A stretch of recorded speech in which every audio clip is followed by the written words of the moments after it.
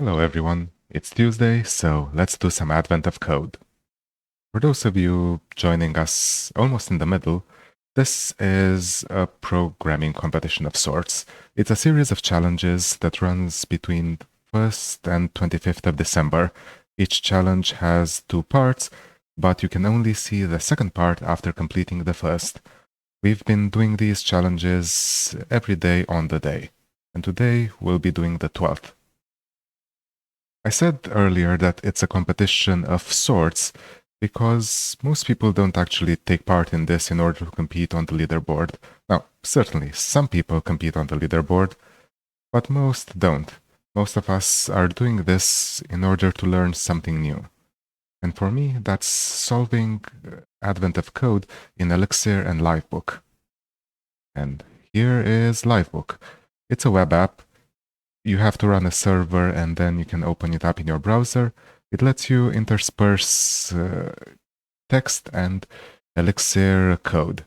And then after you write some Elixir code, it executes it and then outputs the result below.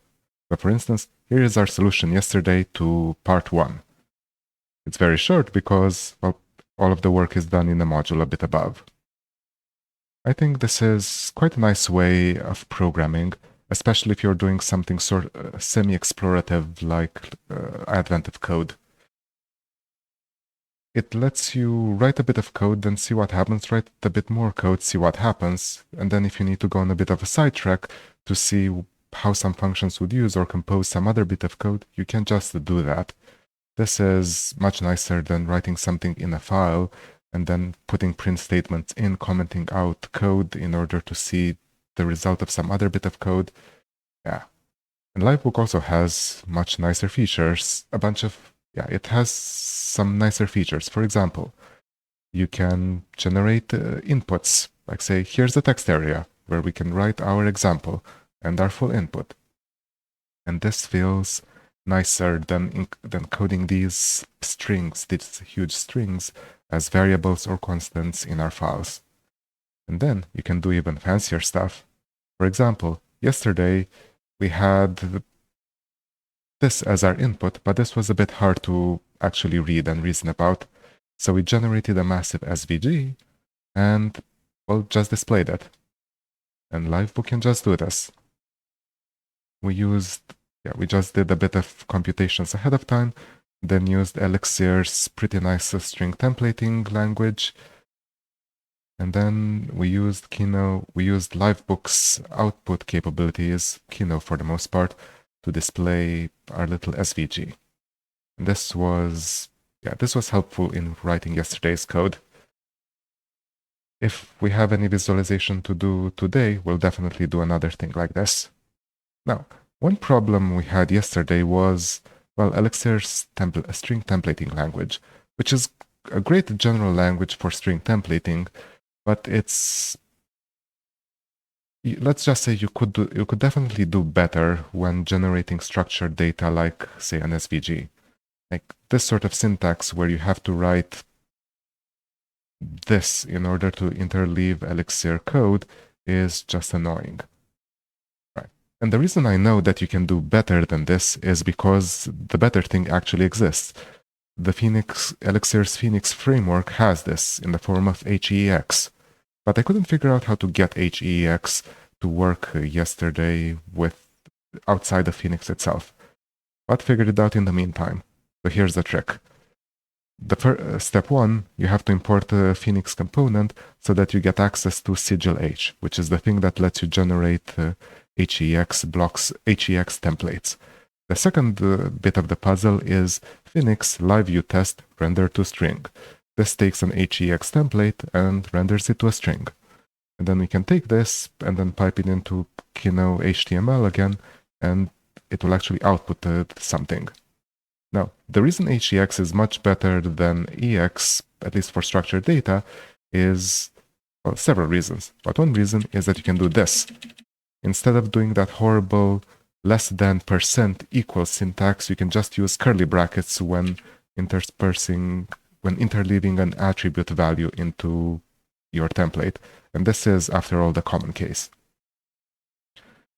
And then you can also have this sort of thing. So this here is calling the circle function, which we defined below, which is its own template. So we can sort of define components that we can slot into our templates at runtime.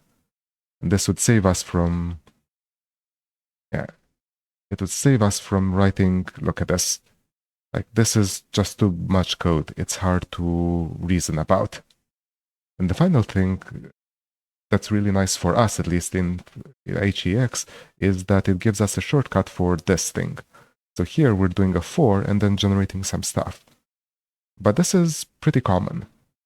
So HEEx actually has a little shorthand for this. Look, we can just say colon for instead of having to wrap an attribute in instead of having to wrap a tag in a for loop. So yeah, if we have to do any more rendering today, and I hope we do, we'll be using HEEx instead of just plain EEX. And now back to Advent of Code. Let's see what's in store for us today. As a reminder, we are trying to save Christmas by fixing the snow machine. And we have done everything other than fix the snow machine so far. I think where we currently are is that we're trying to find metal parts to fix the sand machine with sand we need in order to filter the water for the snow machine. So, day 12. Let's see what's in store for us today. Day 12. Hot springs. You finally reach the hot springs. You can see steam rising from secluded areas attached to the primary ornate building. You might be wondering what hot springs has anything to do with fixing the snow machine. Yeah, that's a good question. We're not going to answer that question. As you turn to enter, the researcher stops you. Wait, I thought you were looking for the hot springs, weren't you? You indicate that this definitely looks like hot springs to you. Oh, sorry, common mistake. This is actually the onsen. The hot springs are next door. You look in the direction the researcher is pointing and suddenly notice the massive metal helixes towering overhead. This way! It only takes you a few more steps to reach the main gate of the massive fenced-off area containing the springs. You go through the gate and into the small administrative building. Hello, what brings you to the hot springs today? Sorry they're not very hot right now. We're having a lava shortage at the moment. You ask about the missing machine parts for Desert Island. Oh, all of Gear Island is currently offline. Nothing is being manufactured at the moment. Not until we get more lava to heat our forges. And our springs. The springs aren't very springy unless they're hot. Say, could you go and see why the lava stopped flowing? The strings are too cold for normal operation, but we should be able to find one springy enough to launch you up there. The springs are too cold for normal operation, but we should be able to find one springy enough to launch you up there. So I guess the hot springs aren't, mineral springs. They're in fact metal springs. There's just one problem. Many of the strings have fallen into disrepair, so they're not actually sure which springs would even be safe to use. Worse yet, their condition records of which springs are damaged, your puzzle input, are also damaged. You'll need to help them repair the damaged records. In the giant field just outside, the strings are arranged into rows. For each row, the condition records show every spring and whether it is operational or damaged #. This is the part of the condition records that is itself damaged. For some springs, it is simply unknown whether the spring is operational or damaged. However, the engineer that produced the condition records also duplicated some of this information in a different format. After the list of strings for a given row, the size of each contiguous group of damaged springs is listed in the order these groups appear in the row. This list always accounts for every damaged spring, and every number is the entire size of its contiguous group. That is, the groups are always separated by at least one operational spring. 4 hashes would always be 4, never 2, 2. So, condition records with no unknown spring conditions might look like this. Okay, so 1, 1, 3, 1, 1, 3. Then good, good, good, and then 3 bads. And the 3 bads are 1, 1, and 3. And then 1, 3, 1, 6. Okay? However, the condition records are partially damaged. Some of the spring's conditions are actually unknown. For example, question mark, question mark, question mark, 1, 1, 3. So this has to be bad, good, and bad, because it has to be 1, 1. Then here we have question mark, question mark. We don't actually know. So this third one has to be a 3, has to be a bad. But these ones, we don't actually know whether they're good or bad, because the bad one can be on either side. And on this one, we have 1, 3, 1, 6. So this has to be good.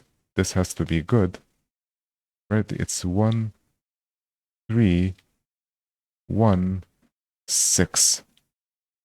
So the question marks can replace both dots and hashes. So they can replace both good and bad. Equipped with this information, it is your job to figure out how many different arrangements of operational and broken strings fit the criteria in each row. Oh, this is interesting. So we don't actually have to generate the correct string. We just have to find out how many possibilities there are. In the first line, question mark, question mark, question mark, 3, 1, 1, 3, there is exactly one way separate groups of 1, 1, and 3 broken springs in that order can appear in that row.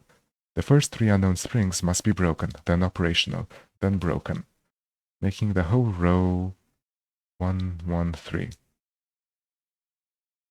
The second line is more interesting. This could be a total of 4 different arrangements. The first question mark must always be broken. To satisfy the last question mark must always be broken to satisfy the final contiguous group of 3 broken strings, and each double question mark must hide exactly one of the 2 broken strings. Neither double question mark could be both broken strings, or they would form a single contiguous block of 2. If that were true, the numbers afterward would have been 2, 3 instead. Since each double question mark can either be bad, good, or good, bad, there are 4 possible arrangements of strings. This last line is actually consistent with 10 different arrangements. Really? Yes. Because the first number is 3. Because the first number is 3, the first and second question mark must be both dots. If either were a hash, the first number would have to be 4 or higher. However, the remaining run of unknown conditions have many different ways they could hold groups of 2 and 1 broken spring. Okay, in this example, the number of possible arrangements for each row is 1, 4, 1, 1, 4, and 10. Adding all of these possible arrangement counts together produces a total of 21 arrangements. For each row, count all the different arrangements of operational and broken springs that meet the given criteria. What is the sum of these counts? To begin, get your puzzle input. Well, one obvious so 2 observations. Observation 1 is that there are only 2 possible states for each character. So this could be a binary encoding of some sort. And in fact, if we wanted to brute force this, we could just generate all of the binaries of this length, then check if they match these particular run of 1 bits. The second observation is that this feels a lot like regular expressions, but sort of reversed, where we're given a regular expression, and we have to generate all of the strings, or at least count all of the strings that possibly satisfy that regular expression. So maybe this is some sort of finite state automata in reverse. Let's see our full input. How hard will this actually be?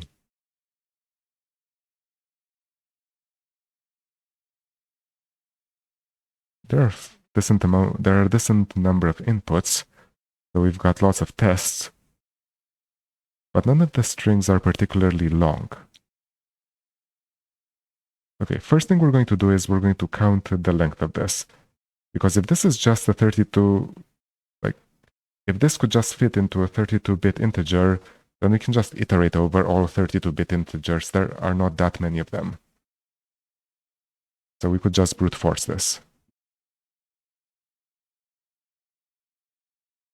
Part 2 is probably going to screw us over in some way, but we'll see how we'll deal with that when we get to it. All right, let's start. We're doing this in Livebook, so first step is a new notebook. We titled this AoC 2023, day 12. And we save it to avoid any surprises later on.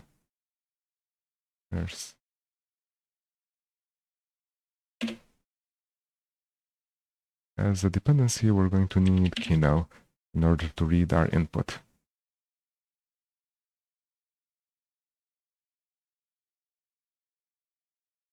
I'm surprised it compiled it. Maybe there's a new Kino, maybe a new Kino has been released. It was this 012. I wonder if we're currently on Livebook 011.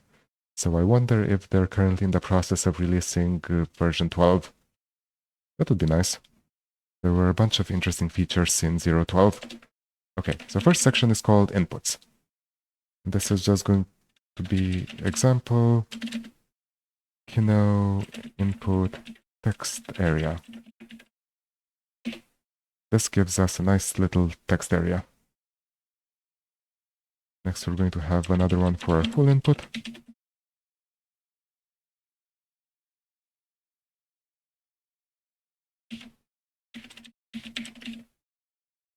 Now let's copy in our example and our full input. This is our example. And this is our full input.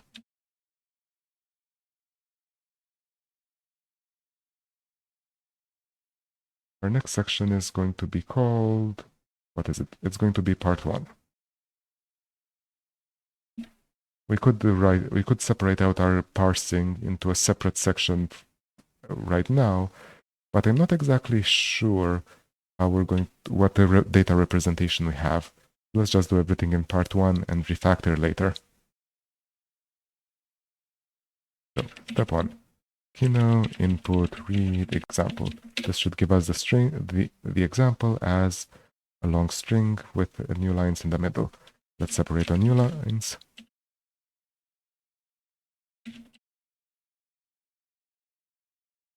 We now have a separate list element for each example. Or what do they call these?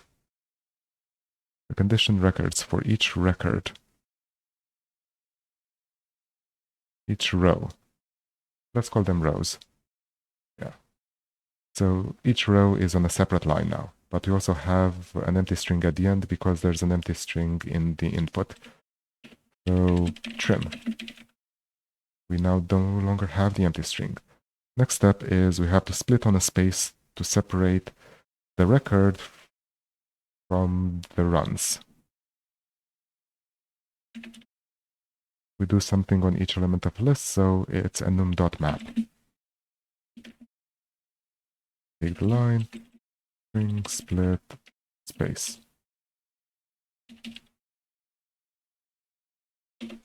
Even end.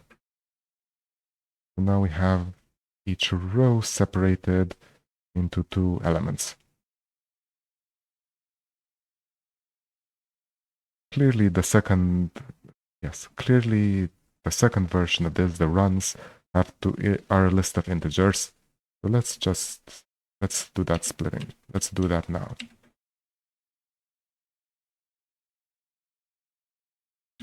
Record and runs. Then we're going to return we're going to return this as a map so that we can manipulate it later. But now runs, I want to preprocess a bit. So we pass runs through string lit on comma. Yep, and now we have to also turn these into integers. And to do that, we do enum string to integer of the first argument. And here we're using Elixir's shorthand for defining inline functions. Okay, so we have 113, 113, and so on. Right, now let's do a bit of exploration. I wonder, what's the longest length of a record? How many bits would we have to store if we did this with a bit string?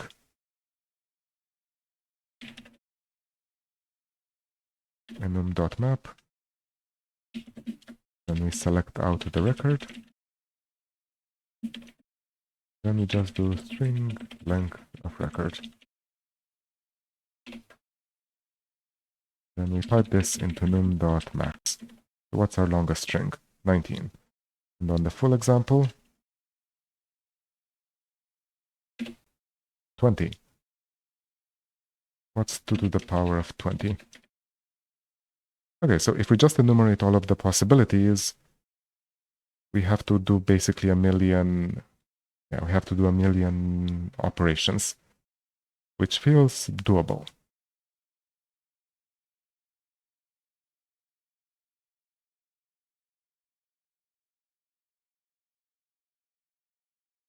So let's try to brute force this. We're back here at the start.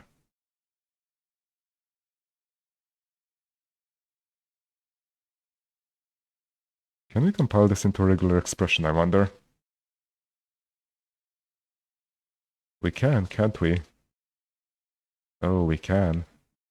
So how about we do it like this?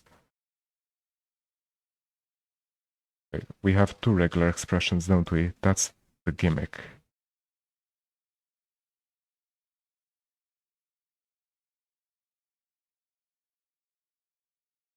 No, we don't have regular. This isn't exactly a regular expression. This is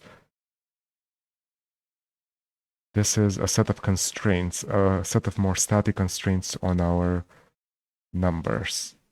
So in fact, right, I said that the maximum length of the bit string we have to generate is 20, but that's not actually true, because the record, actually, we only need to generate the values for the question marks. So if I do record string to char list, and now enum.filter,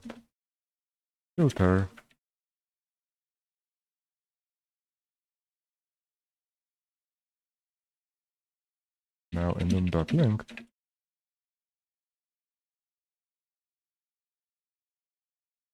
let's call it length. Okay, and now if I do enum.max on this, the maximum length of a bit string we have to generate is in fact 18, because the one of length 20 doesn't actually have 20 question marks. There's also some hashes in there.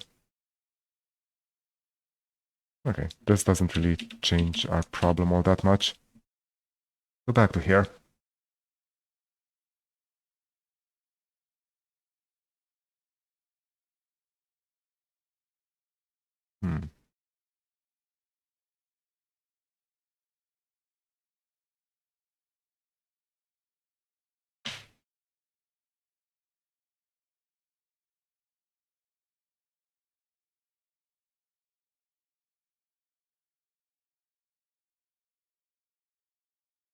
So I think the way we should try to do this in a brute forcey sort of way is first to generate all integers up to the length, generate all bit strings of this length. Then we very quickly check whether ANDed to a bit string matching this pattern is 0 or not. And this will give us a fairly fast rejection strategy.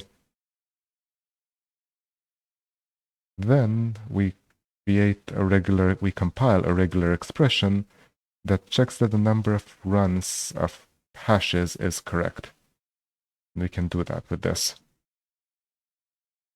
And then we run our generated bit strings that have already been filtered out for the pattern against our regular expression.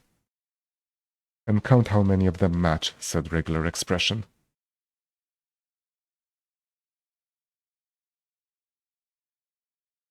Yeah.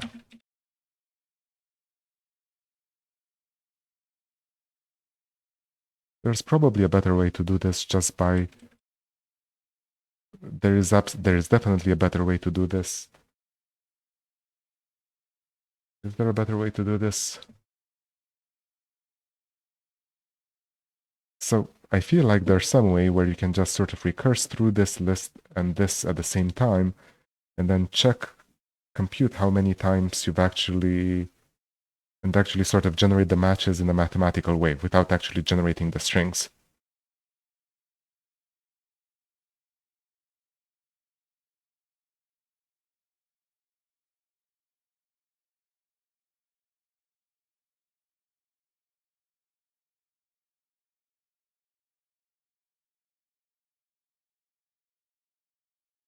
And that's probably what's going to be required for part 2. But for now, let's do the bitstring thing, because we haven't done any bitstring operations in Elixir so far this advent of code, and we haven't really used regular expressions either. So this will be a good exercise. Okay. Here, we're also going to do list take 1. Let's just focus enum take 1. Let's just focus on the first... let's just focus on the first one.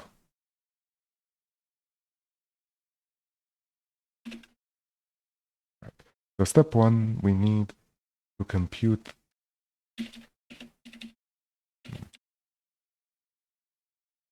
Step 1, we need to compute the length of each of these records. Or rather, we want to compute the maximum number that we have to generate. That's just length of record. So max n is just going to be string. Just put it here. Max n. No, we can't. Max n is 2 to the power of string length of record.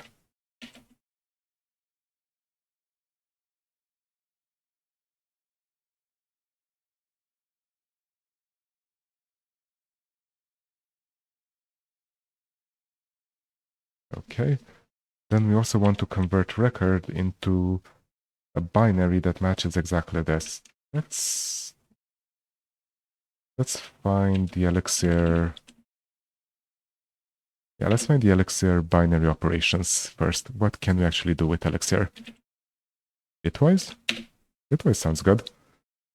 A set of functions that perform calculations on bits. All bitwise functions work only on integers, otherwise an arithmetic error is raised. Well, we can certainly create an integer. So bitwise and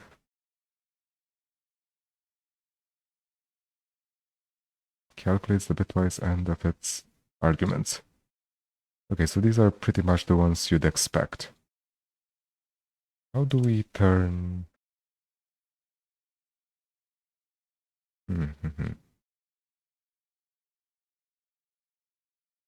So let's say that the hashes are ones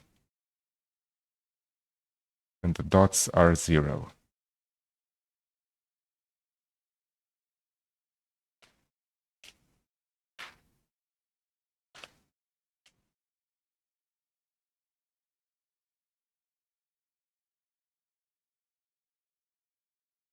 I want to compute a bit mask.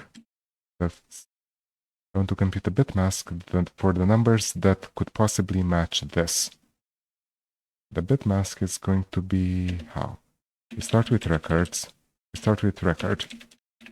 Then we turn it into a char. Then we do string to char list because we're going to be operating on the characters individually. Then we're going to do a reduce, because we have to generate an integer, and we start with 0. And then we get a character. We get a character and an accumulator. And our accumulator is going to be bitwise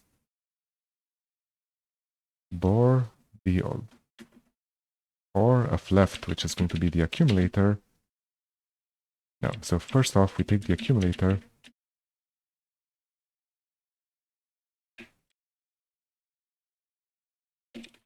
Bitwise. We need to shift to the left. BSL.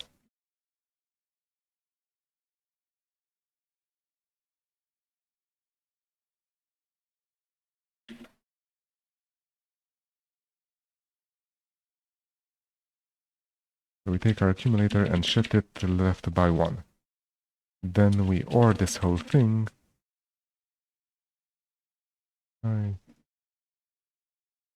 Let's just use the inline, the infix operators.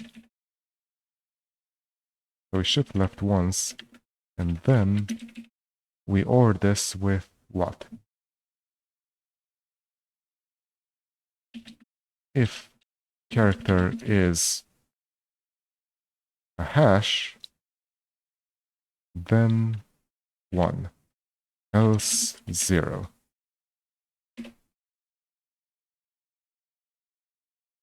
So I have to import bitwise.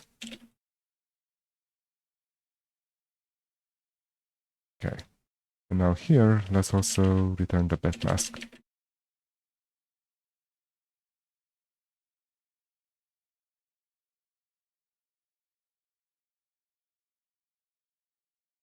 So this bit mask is correct, right? Because it's 1, 2 plus 4, 7. This bit mask is 6 because it's the same as above, but without a 1.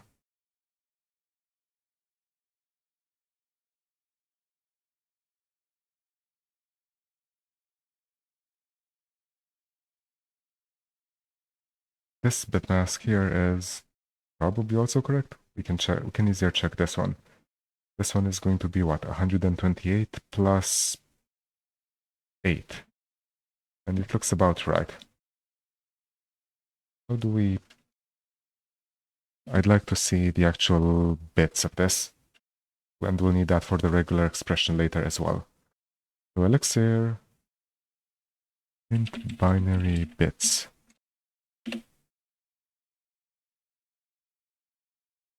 How to convert an Elixir binary to a string.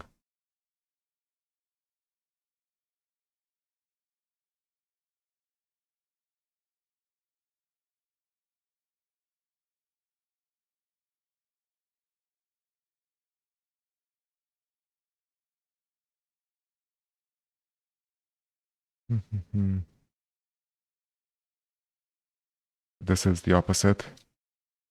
How to convert a decimal value to a binary value. I'm hoping there's just some function.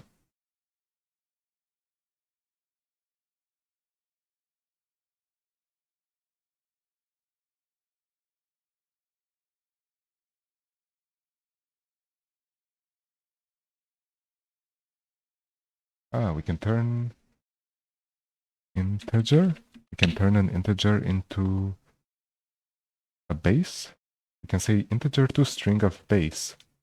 So what happens here if we say integer to string 2? Okay, this kind of looks right. Yeah, this looks right.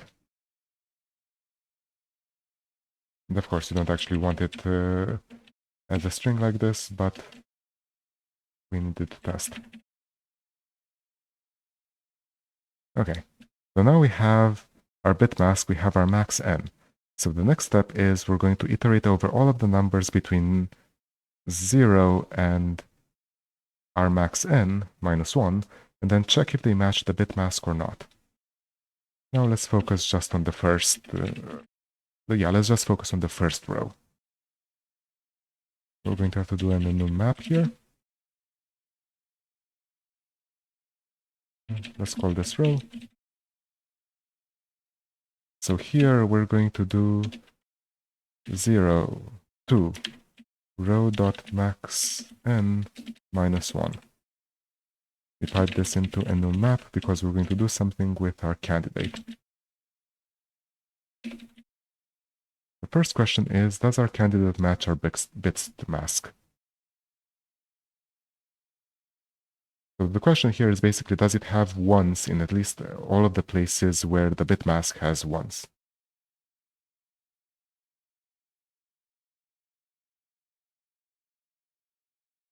What's the operation that we want here?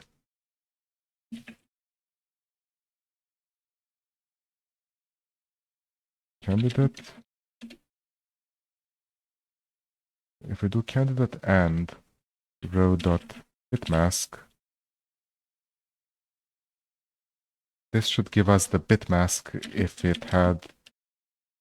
Yes, this should give us the bitmask. So this is the test we want. And here we are going to do a filter map. There's no such thing as a filter map. We're going to do a filter. The end, 0 and true.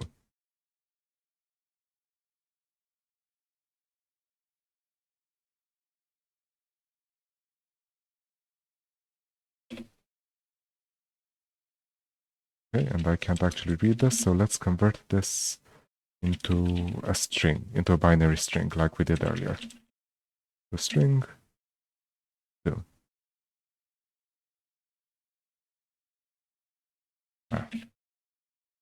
Because there we filtered, so now we have to a new map.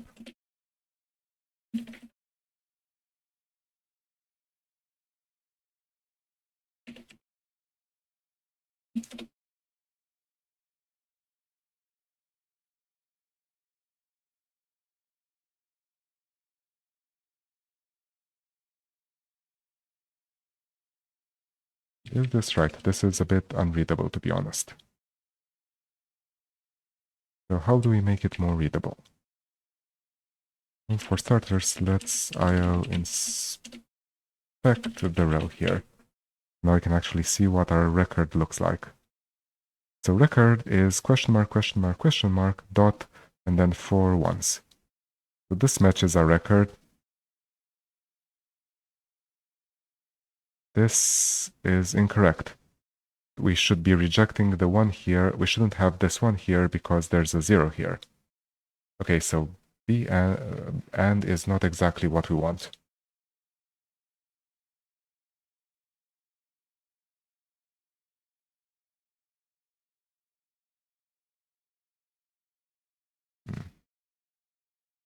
We don't even need to... I'm not sure we can do this at all, can we?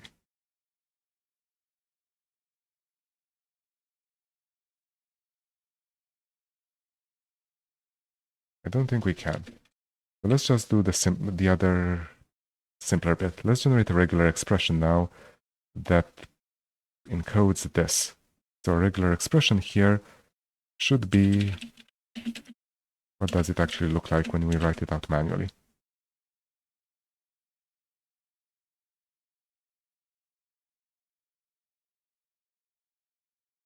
Something that matches this regular expression. We are going to have to do this. Oh, damn it. Okay, hold on. Back to this. We need to filter out all of our binaries by the ones that match this particular pattern.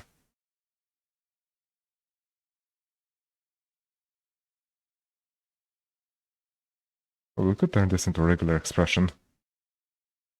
Yeah. This is not the greatest thing, but record rex is going to be what? It's going to be row.record typed into enum to char list, string to char list. This will have to be on a separate line. Then enum.map.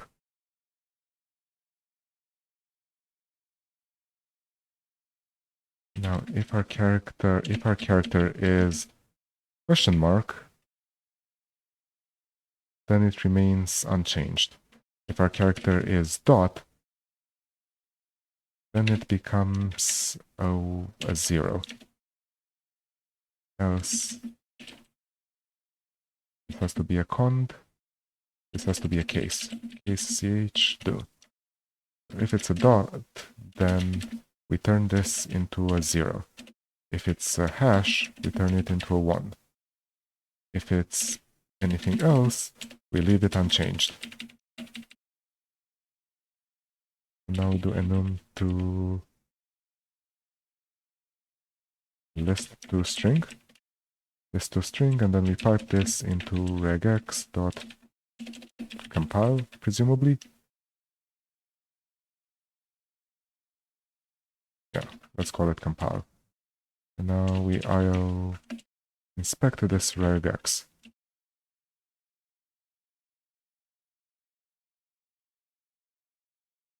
Nothing to repeat at position 0. Ah, right, if it's a question mark, then we have to convert it into a dot. Okay, this looks right. Can I anchor the regular expression? Modifiers, caseless, multiline, extended, ungreedy. Inverse the greediness. Greediness doesn't matter because we're always matching on single characters. We don't care about captures. Anchor. Anchored. Not available. Use. Okay. So then we have to take the string. What do we do? Then fn rex, and then we're going to output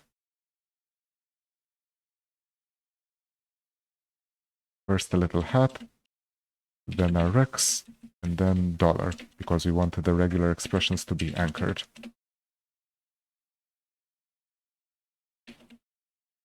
Okay, and now it is anchored. And now we have to check that this matches these numbers with zeros padded at the front. How do we do padding? Pad leading. Returns a new string padded with a leading filler which is made of elements from the padding. When count is less than or equal to the length of string, given string is returned.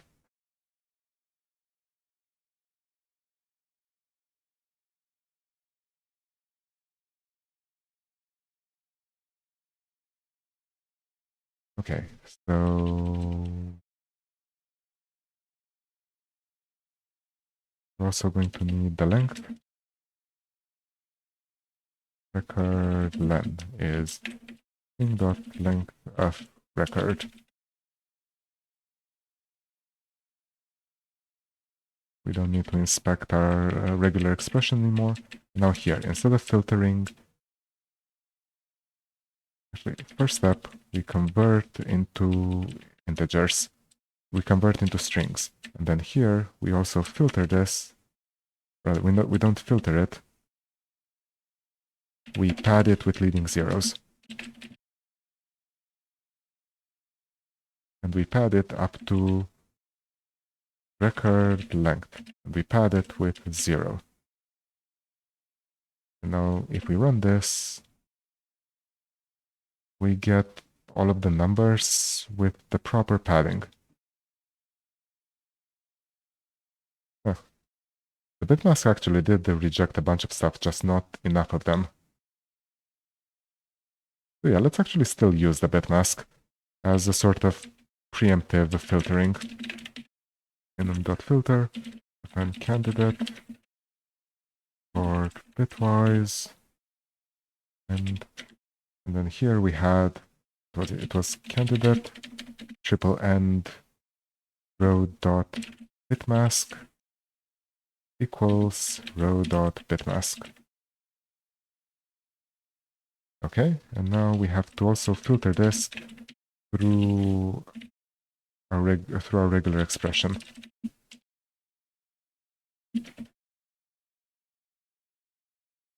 Regex matches? Match, question mark.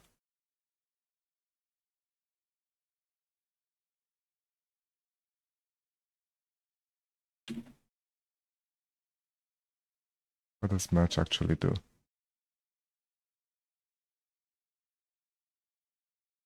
Match returns a boolean indicating whether there was a match or not, and it takes the regular expression and then the string.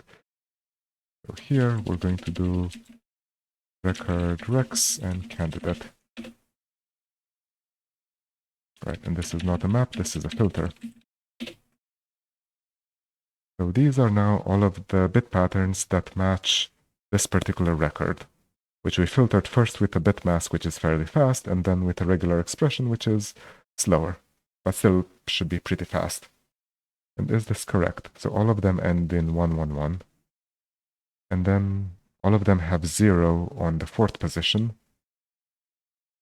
Yes, and then the first 3 digits, there have to be 8 of these, and it should be all of the possible values. 001, 010. Yep, so this works correctly. Next step is to generate a second regular expression for runs. What does the regular expression manually look like?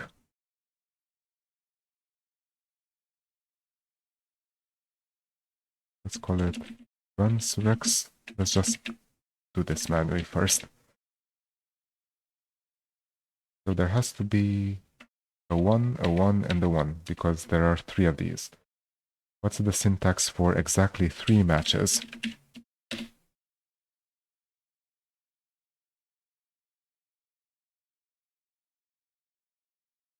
Is this just PCRE? No, this is Erlang's regular expression module. The regular expression syntax and semantics resemble that of Perl. Of course they do. Compile, caseless, these are the options. Where's the syntax?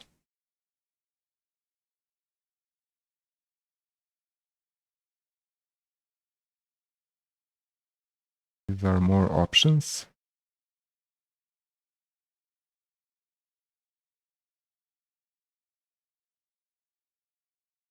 Perl-like regular expression syntax. Okay, and what I want here is probably curly brackets, but I don't remember the exact syntax. This is Unicode characters.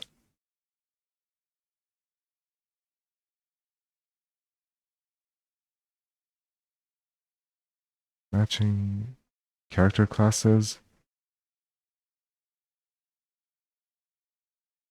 Subpatterns, name subpatterns, repetitions. Okay, so repetition is specified by quantifiers, which can follow any of the following items. Yep, a literal data character is what we have. The general repetition quantifier specifies a minimum and a maximum of permitted matches by giving the 2 numbers in curly brackets separated by a comma. All right, so here, the third one so this one appears exactly once. This one appears exactly once. This one appears exactly 3 times, because this is what we have here. Then they're separated by not once.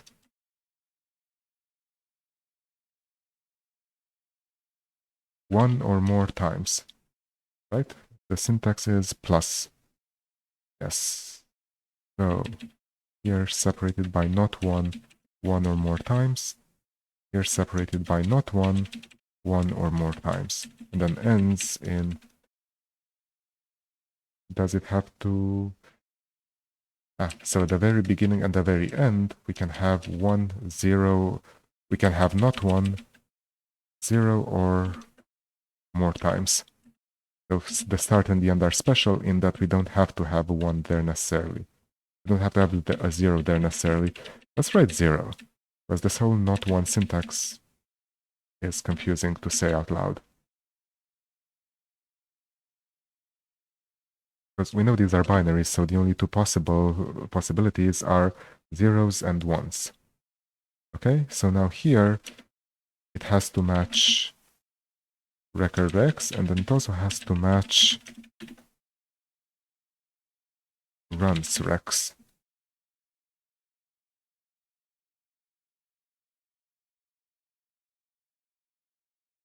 And there is only one match, which is correct. Okay, now let's generate runs rex programmatically so that we can try it out on the other record, on the other rows. So here we start with row.runs and then we map over it.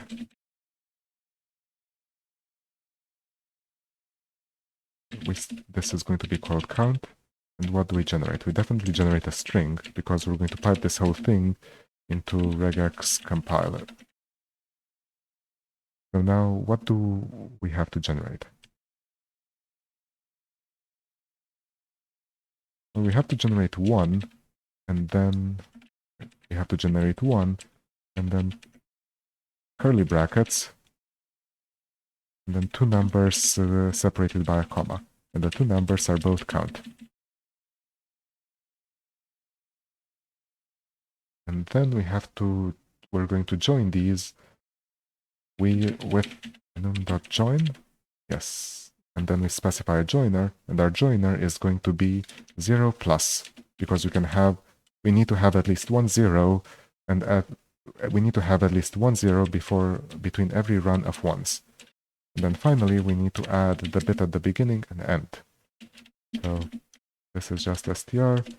Then we're going to have str in the middle, and then it starts with 0 star and ends with 0 star. And now let's inspect this because I don't know what we generated.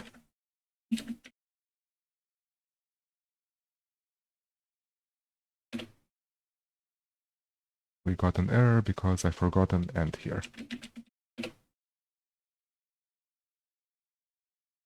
Yep, this looks correct. So we don't need to inspect this anymore, and we don't need to filter by... We don't need to just do this on the first row. Let's try it on all of the rows and see what happens. Nothing got printed. Why not? Ah, because it was processing. That took longer than I expected. And I know why. Because we need to put... Since this code is at the top level, it's being evaluated by Elixir. But we actually want it to be compiled, which is several orders of magnitude faster. So we're going to put this all in the module. But first off, does this look plausible? So for example, on the second record, there are supposed to be only 4 possibilities, but we generated 6. How did we screw this up? All of them end in a 0, which is correct. Then they all have 1, 1, which is correct. And then the question mark here, this has to be a 1 all the time, and it is a 1 all the time. And then there are supposed to be only 2 1s. 2 1s, 2 1s, 2 1s, 2, 3. This is wrong. So this one, yes, this and this are both wrong.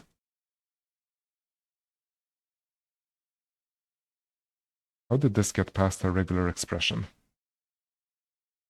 So now we do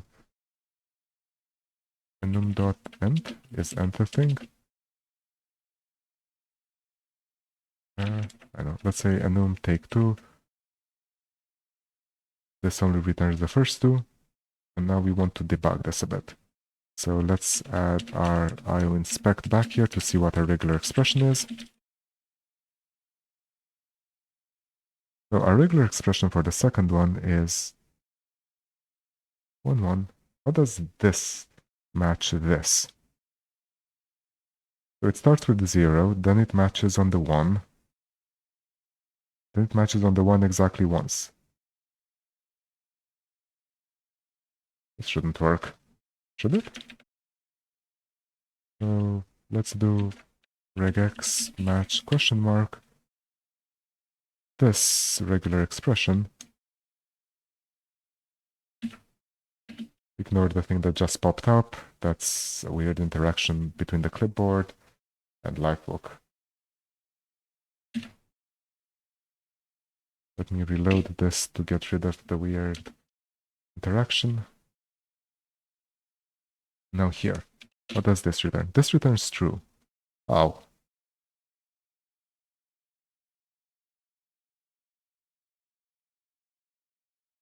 Am I just confused about what what the repetition syntax does. So on the 0 star and then 1, 1, 1. No, they're not anchored. The problem is that they're not anchored.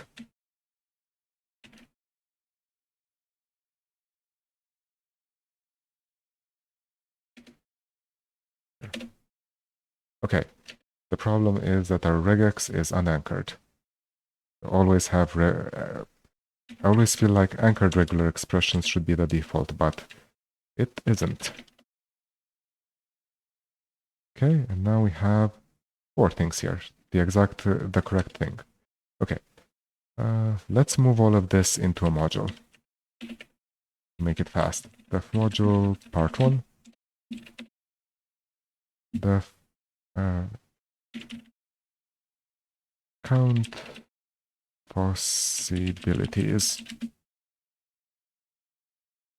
Count candidates.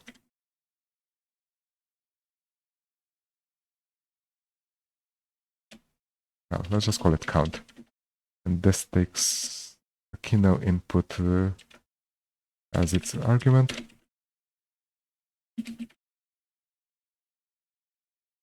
And then it does literally the whole thing.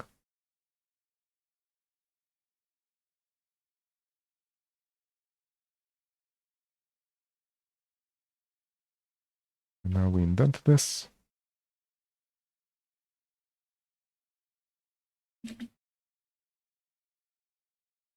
And here, instead of reading example, we read input.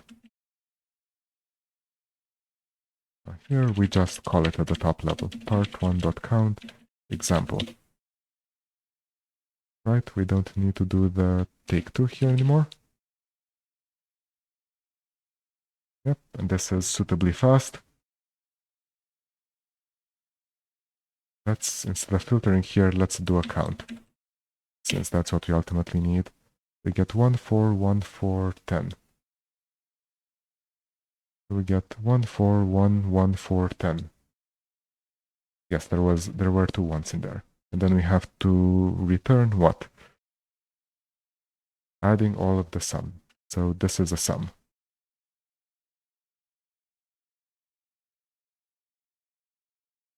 And dot sum is this 21. Okay. And we don't need the inspect in here anymore. Right. Now, does this work on full? We're still missing an inspect. There's still an inspect somewhere here.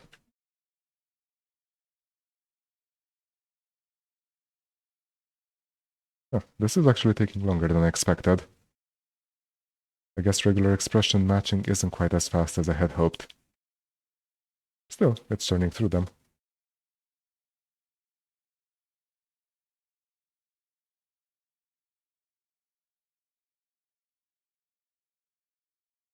And given how slow this is, yeah, let's leave the inspect there for the moment.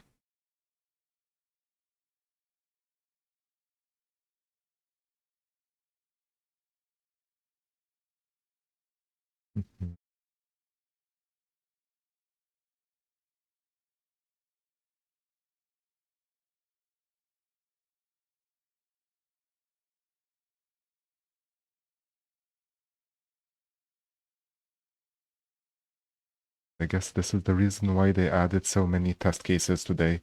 Usually there are few of them. They realized that every individual one would be fast, so they instead decided to make up for it by having lots of them.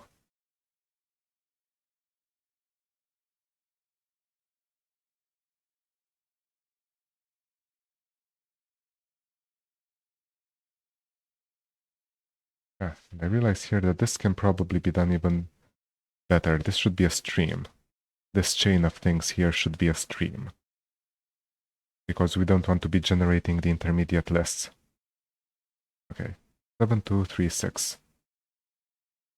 7, 2, 3, 6. That's the right answer. You are 1 gold star closer to restoring snow operations. Before we continue, I claim this took 98 seconds. 98.8 seconds with less. I wonder how long it will take if we do this with the streams instead.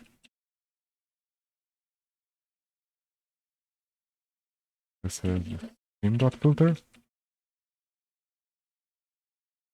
stream.map, stream.count. Let's try this out on example to see that it works. And define stream.count. I guess this is going to be stream.filter again, then enum.count. Okay. On the full example,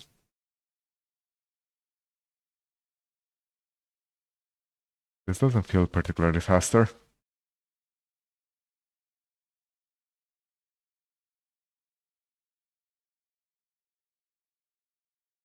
I guess ultimately generating, but we know that the maximum n here is, this max n here is 1,000,000. I guess ultimately generating a list of 1,000,000 elements isn't that computationally intensive. So being more efficient when working over it doesn't really help.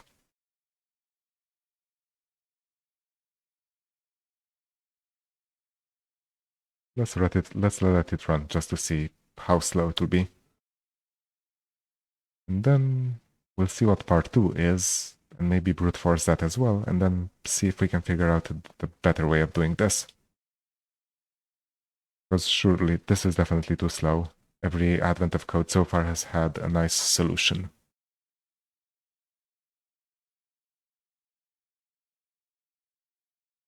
"15 seconds to go."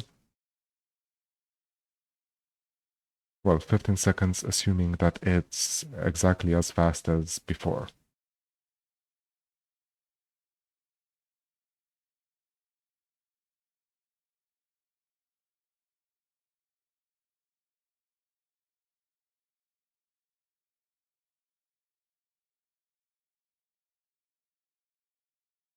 "97 seconds. We shaved off 1 second. That was not worth it." Okay, so streams again did not help. Let's return this to the version that worked with enums.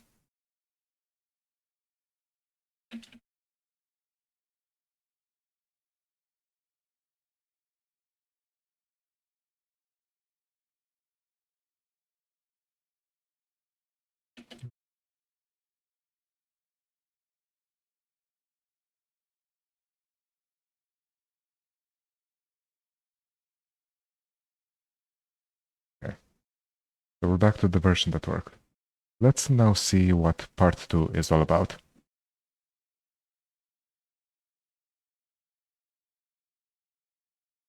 Part 2. As you look out at the field of springs, you feel like there are way more springs than the condition records list. When you examine the records, you discover that they were actually folded up this whole time. To unfold the records on each row, replace the list of spring conditions with 5 copies of itself, separated by question mark. And replace the list of contiguous groups of damaged springs with 5 copies of itself, separated by question mark. So this row would become, yep, okay. So now we're doing the longer things. And if it's 5 times as big, then this is no longer doable, because that would be 1,000,000 to the 5th power. We can't do it the way we did it so far. The first line in the example above would become this. In the above example, after unfolding, the number of possible arrangements for the rows is now much larger. Yes, the 16,000 arrangements, 116, then 2,500 arrangements, then 500,000 arrangements. After unfolding, adding all the possible arrangements comes together, produces 500,000 and change. Unfold your condition records. What is the new sum of possible arrangement counts? Okay, well, so we basically have to discard all of this and start from scratch. But this is not completely lost effort, because now we have Now we have a function that we know works. Like this is a solution that works even though it's slow. So we can use it to test our next solution.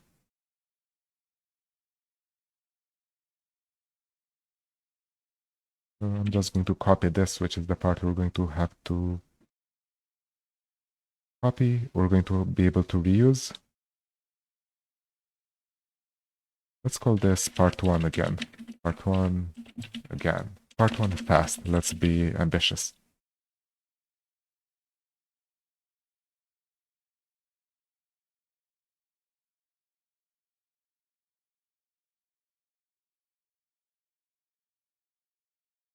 Okay, and then here we'd return record and runs.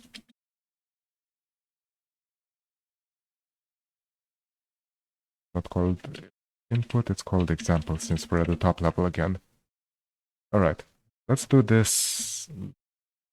Let's do this recursively. I'm sure it has to do something.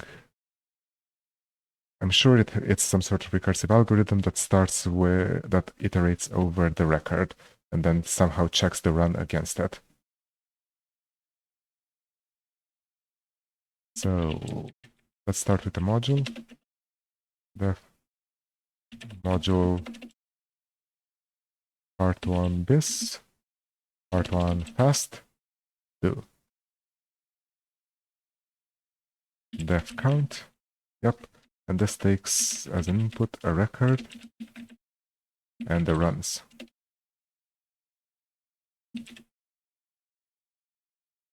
And then it will return something.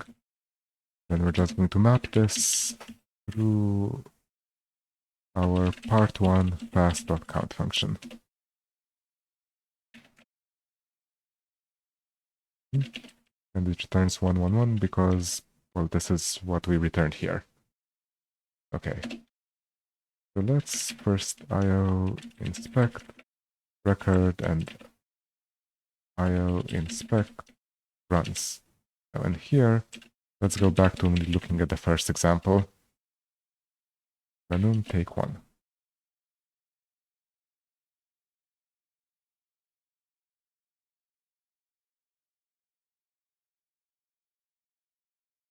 Here, I bet that we're going to need to turn this into a char list so that we can iterate over it. So let's do a string to char list.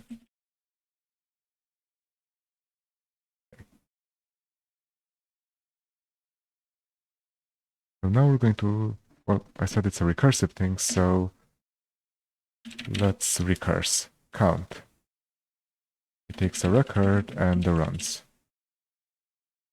And possibly a bunch of other values.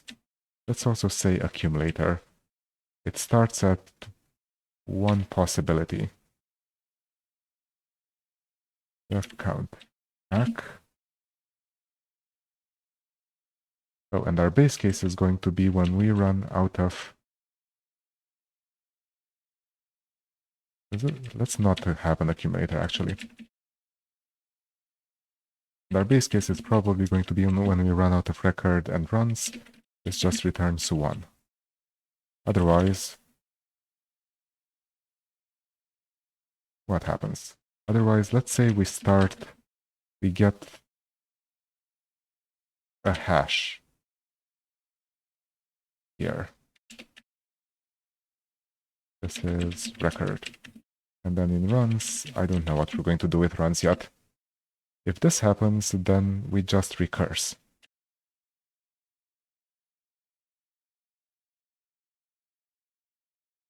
We just recurse because there's no way this is different. There's nothing we can do here. So we do count of record and runs.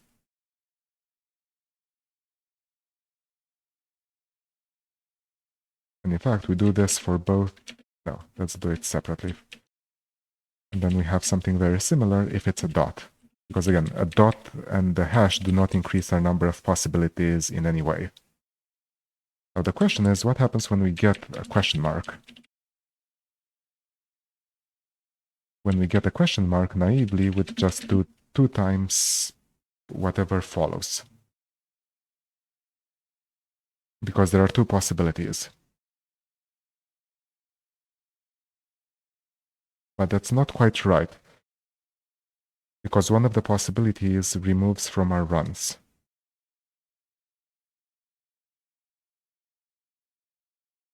So here, let's have an extra variable, and let's call it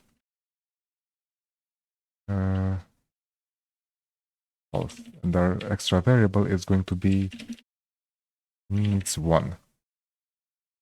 Because in some cases, we need to have a 1. We are forced to have a 1. No, needs a 0. In some cases, we need a 0. Okay, so if we have a hash, this is a 1. Oh, and in fact, here we can just say needs hash. No, needs hash. We are no longer doing this with numbers, so we don't need to do zeros and 1. We can just say hash and dot. And it's not hash, needs dot. Okay, so if we get a dot, and it doesn't matter what dot we have, because we no longer need a dot going forward. Then here, if it's a hash,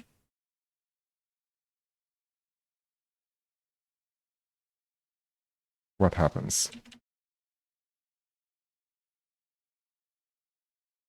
So if it's a hash and this needs a dot, so if it's a hash and needs dot, so if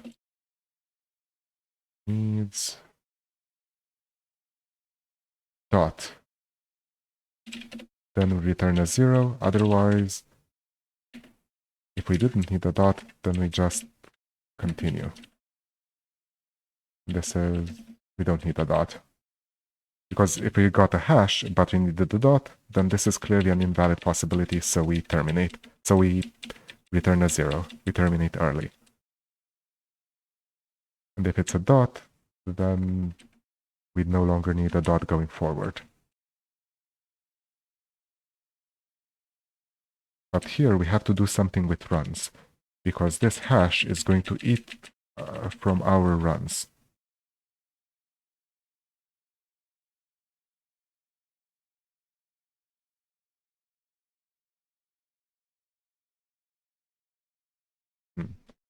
So here, so sometimes we're going to need hashes instead of dots, because we're going to have to satisfy runs.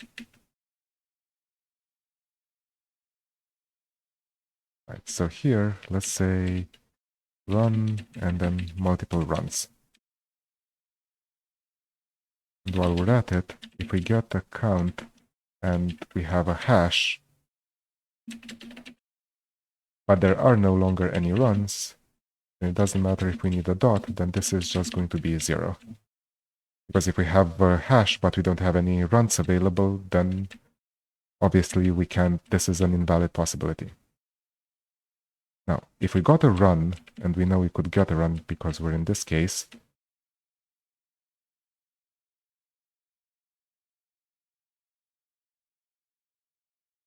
if we got a hash, right, so let's break this up into 2 functions. First function, count. So we get a hash. Then we get a run. And then we don't need a dot. Or rather, we do need a dot. Well, then we do 0 because we needed a dot. And it doesn't matter what runs we have here. Yes.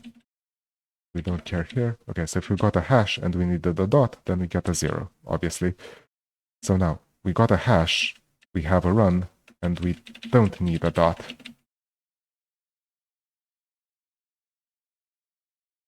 What do?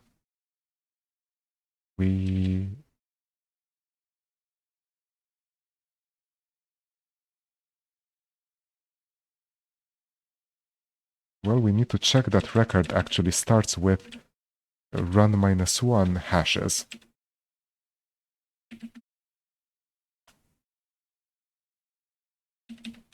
Right? Let's add a new variable here. Let's call it hash runs. Hash current run.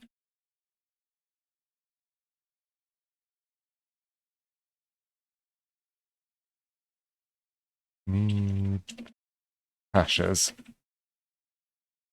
Right. So here, this didn't matter. Right? No, this did matter. So here, if this is 0, if we needed the 0 hashes, but we got a hash, that's bad. But if we got a hash and we had a non-zero needs hashes,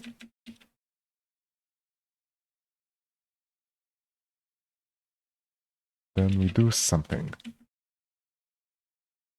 What do? We do count, we recurse.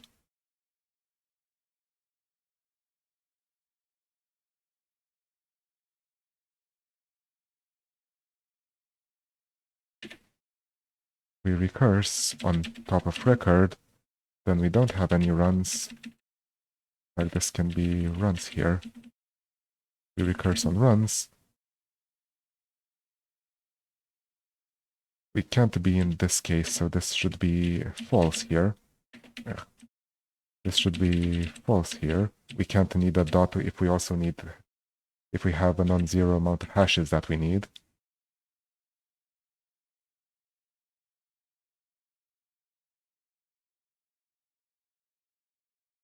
Wait, this goes above, actually.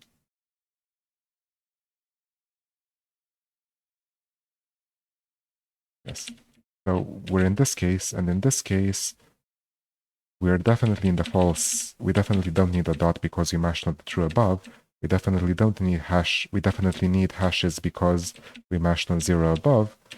So now this is definitely false, and then this is need hashes -1. And we don't have to multiply our result by anything because, well, we're just matching on a static thing. And if this works, we're going to end in a 1, which is what we want. So, back to this case. We have a hash. We do not need a dot.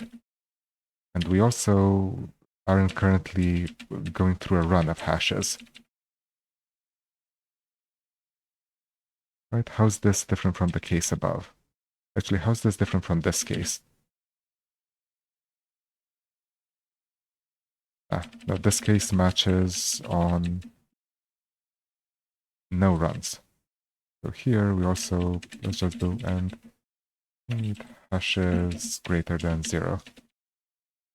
Greater or equal to 1. Greater than 0. Okay, so now we have need hashes 0 here. So we have to take a hash out of a run. We also need to flip the need dot at some point.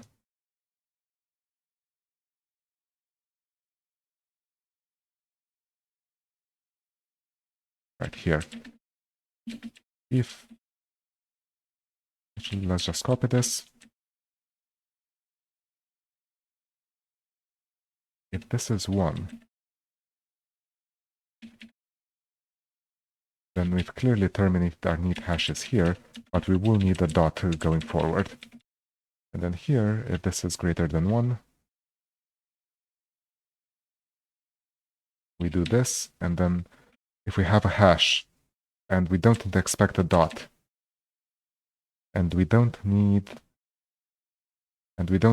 aren't currently in a run, then we have to take out a run and then do some stuff. So we're going to recurse on record, we're going to recurse on runs. Next up, we still don't need a dot, but then the number of hashes we need is run -1. All right. Now, what happens if we get a dot? If we get a dot and runs doesn't matter, if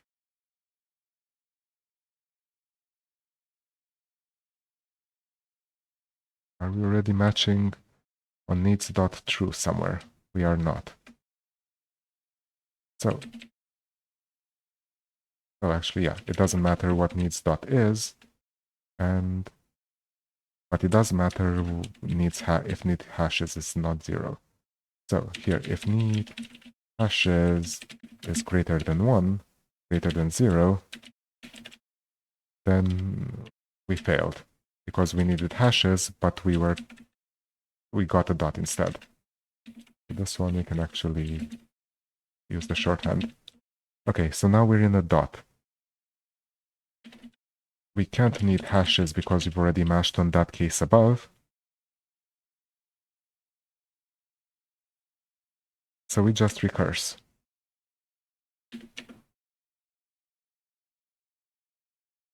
In fact, let's just say 0 here because we know we can't be in anything else, in the anything else case. So now the actual multiplication case. We got a question mark.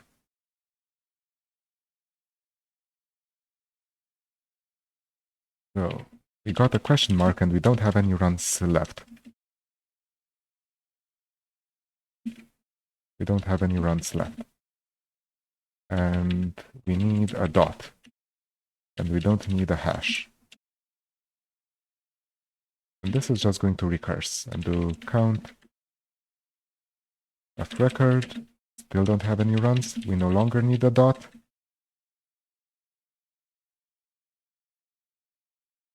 And we need no hashes.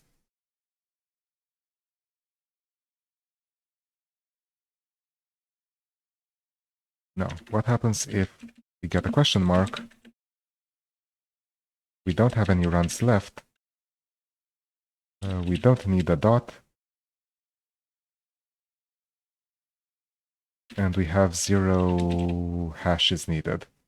Then again, we just recurse. This is fine. Because this is basically, we put a dot here. Now what happens if we have this case?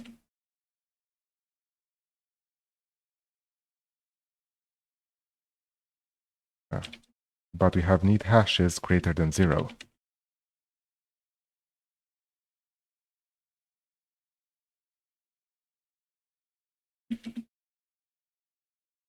Well, now we're screwed because we don't have any runs necessary. We don't have any runs left.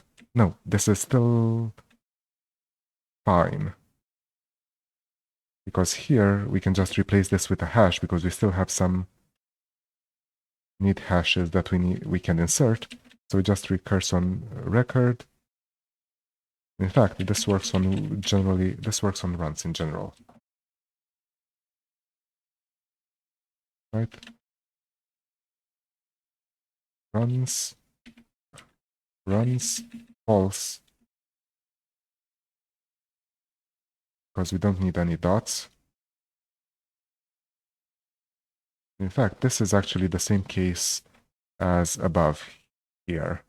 Because in this case, we're just being forced to do a question mark when, yeah, the question mark is a forced hash here. So this is in fact the same case as above here. This is the same case as this. So we basically need to replicate these things.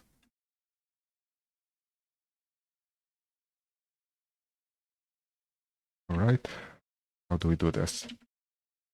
So if need hashes is a 1.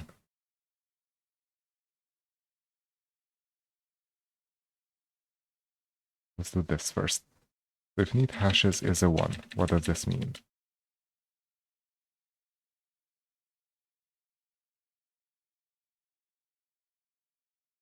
Then we can just do count of the remaining ones, of the remaining record with the runs.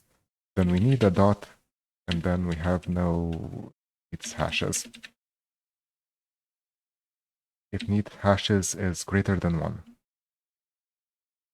Then we just do need hashes minus 1. Okay.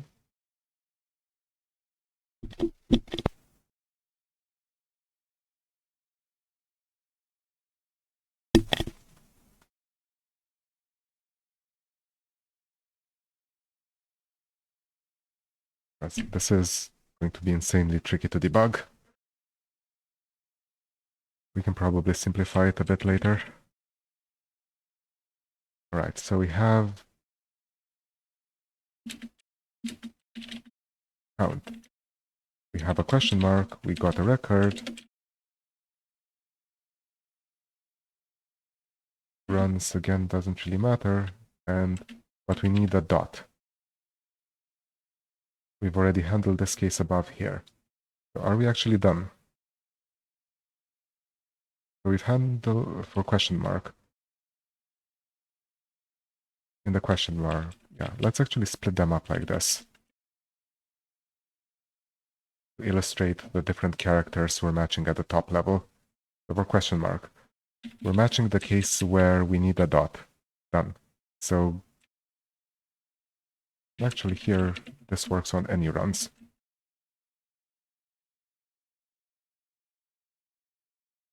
Then we're matching on the case where we don't need a dot. In the case here where we don't need a dot,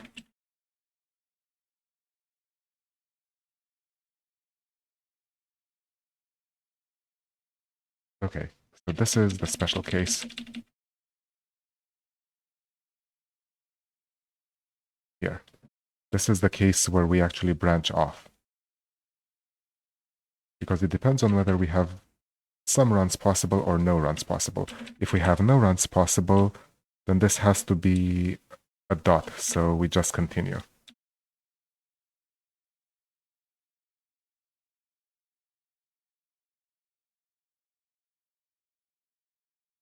And then if needs hashes is greater than 1, so here's the case. This is the interesting case, runs. So we found the question mark. We do not require a dot here, and we do not require a hash here. So we can do one of two things. We can either put a dot or a hash here. So this is going to be case 1. We put a dot, so runs is unused, and we keep going. Case 2. Count of record. This is the case where we put a hash here. Here we're going to do false and run -1. It occurs to me now that so this is kind of right, except there's a edge case here where run was 1. And there's also an edge case here where run was 1 as well.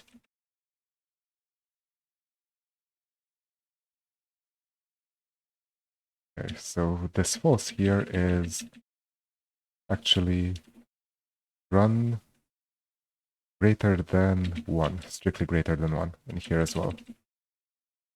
Run greater than 1. Okay, and I think this is it. I'm now tempted to just run this and see what happens.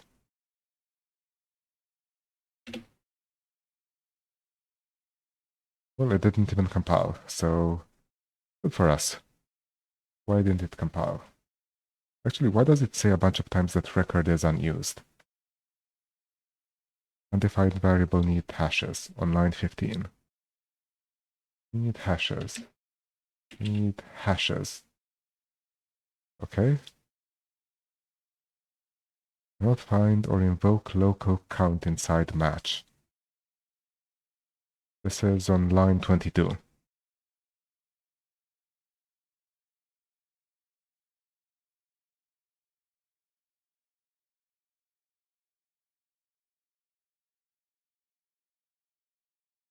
Ah, I screwed up the syntax here completely.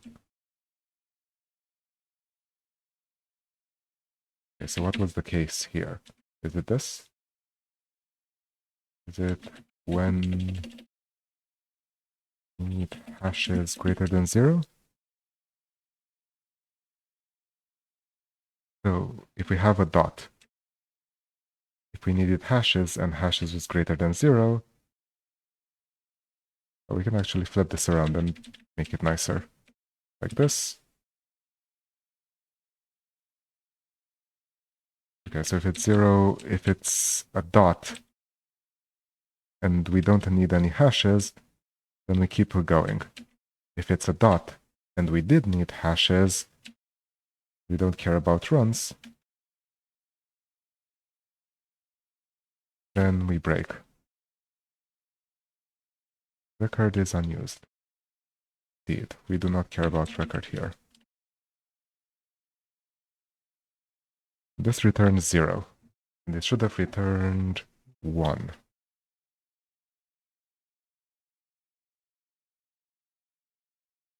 So how do we debug this in a nice way?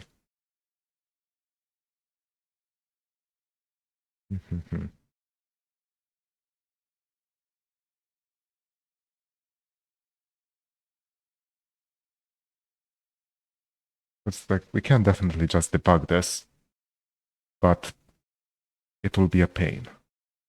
And I wonder if we can do any better. We could do a nice visualization showing the branching nature of this, and we should probably do that. But can we do this with strings? Can we just print out more stuff first? Also to show sort of the branching nature of this computation. Okay, so let's call this one dot. Put dot. And this one is going to be called put hash. And the result of this is, of course, put dot plus put hash. But we're also going to do io put s branch. Dot goes to put dot, and hash goes to put hash.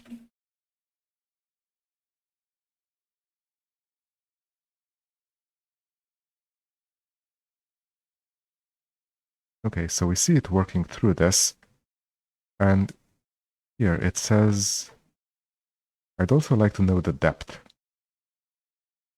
we're currently at. Oh, and the depth is actually the reverse of the record, isn't it? So let's here write length of record.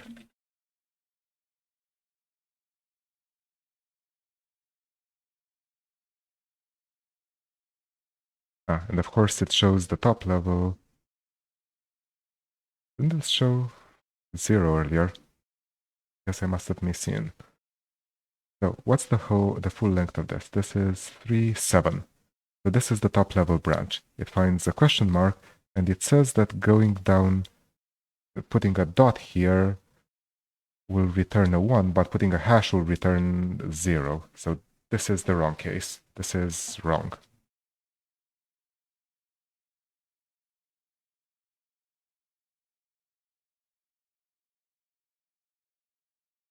And then here, it's at the 5 position, so here, and it will say, right, because there are 3 possible branches, 6, 5, and 4. So in the 5 position, it says if it puts a dot here, then it gets a 0, and if it puts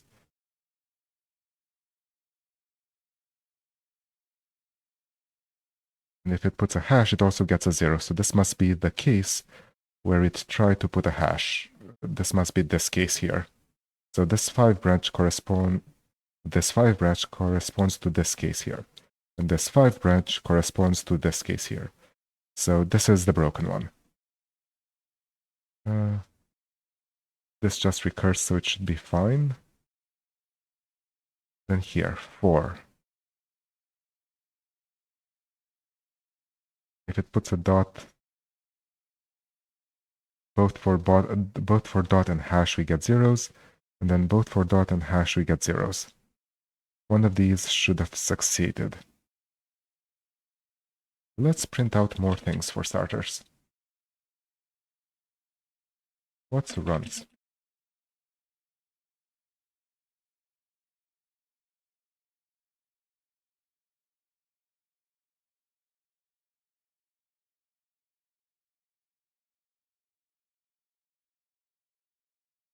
Okay, so this is the case, and it says runs is... I feel like this is one shorter than it should be. So runs at this location, we've already consumed a 1 for this case.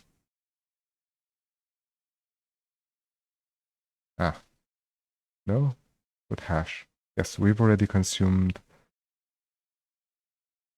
This is a bit confusing, so let's just show the full runs, not just the runs we've removed. Run and runs. Right, so in this case, in this position, we have 113. Then we go into the hash branch because we've removed the 1. Then we go into the for branch because we've removed another 1. So this is indeed correct. This should go to 0. But this one should not. Here it should be able to put, it should be able to consume this 1 run and then go forward. So this doesn't match against, this is failing to match against an empty runs, which is incorrect.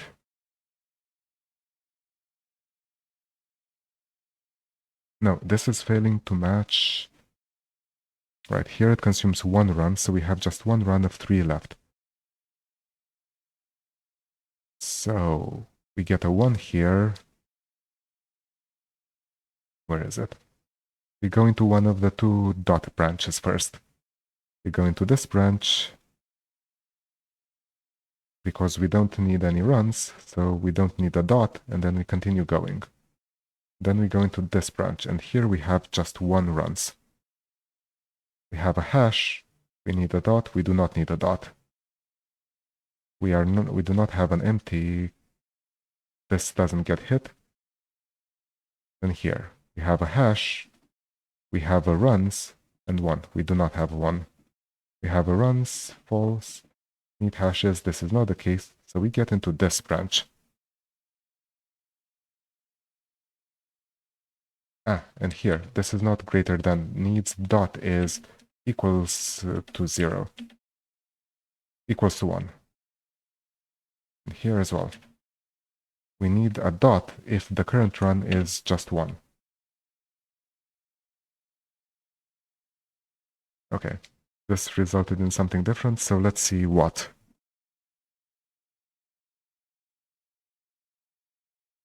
We're at the top level, and now it's saying that putting a hash here returns 1. It should in fact return 4.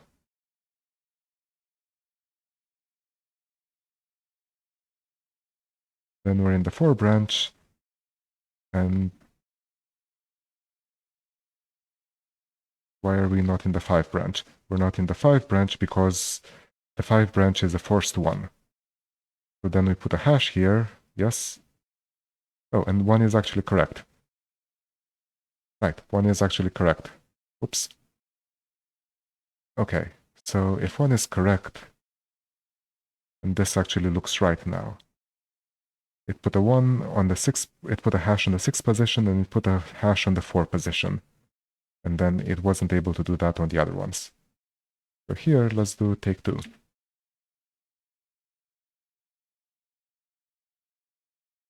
Four. Okay, let's do it on all of them. Function clause error.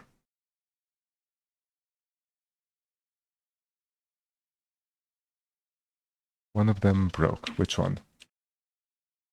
Is it the 3rd one? 4th one? 5th one? 6th one? 6th one. What's the 6th one? It should have outputted something. Okay, this is the 6th one. So, no, nice thing about Elixir, we actually get the error keys that we failed to match. So we have nothing in record, but we have runs remaining.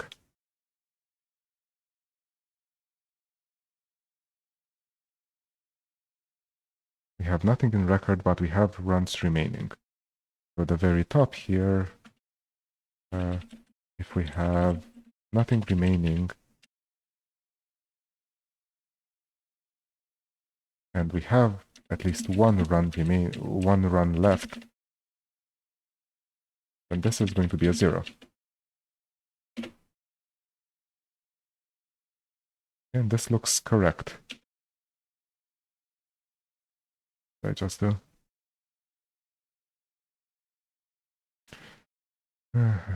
Where's my... I deleted the whole thing by mistake. How do I restore it? Restored. Okay, I wanted to just delete this one line here. All right, this works. This now still prints a bunch of stuff, but then it returns the right result, I hope. How do we test this? We test this here by going into our old part 1. Yep, and this is the same as this. And now we're going to do this for full, which is unfortunately going to take a while. And it is also possibly not going to print the whole list, which is frustrating. But we can just assign it to something here as a full result.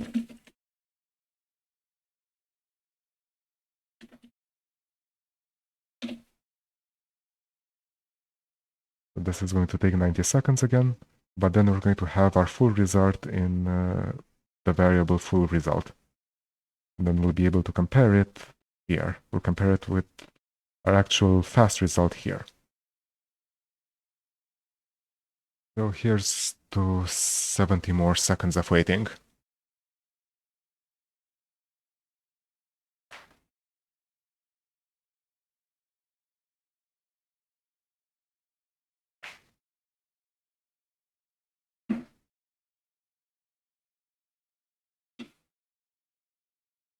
And once we're all done with everything here, I think we have time today. So we're going to make this whole massive thing generate an SVG of our tree of actual possibilities. I think that will be interesting. In fact, it won't be an SVG, it will probably be a mermaid chart.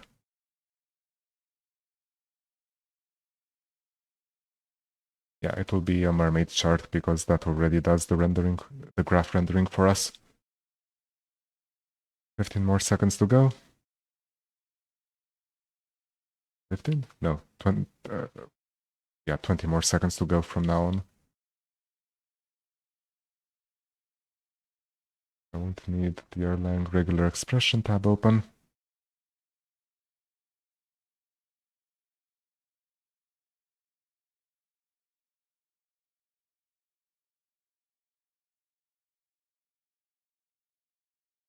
Okay, and here's our output. And it indeed did not actually print completely. But that's fine. So now here, we run it on full. This should be pretty fast. Yes. And just to eyeball it, 2645, 2645. Okay. Let's call this full result fast. Indent this a couple of times. And now, is full result the same as full result fast?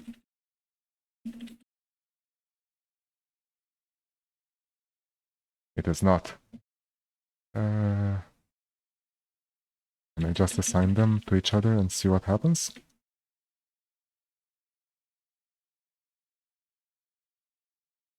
Do we have an assert equal or something?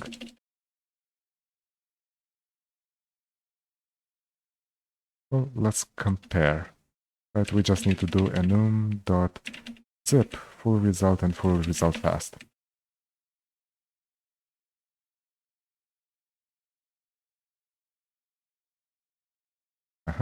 There are definitely wrong ones. So then we need to what? We need to compare the first. We need to enum with index. We need to index these so that we know which one is, so that we know which line is wrong. And then we do enum filter fn. So A and B. Don't care about index here. A is not equal to B.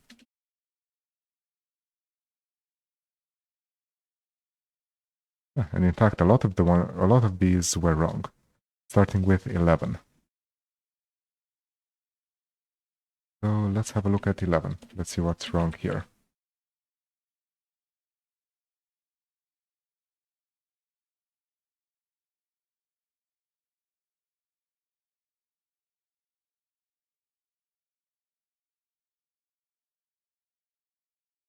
We actually pick out just one particular element out of a list. Surely there's some way to do this. I was hoping it would be called end or something, but it's not. Is it called get? At index?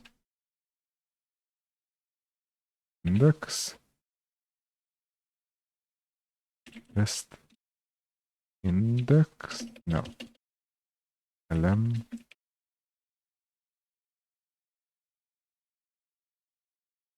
enum index. With index returns an enumerable. Oh, I just used this. Surely Elixir take nth element normal list. Surely this exists.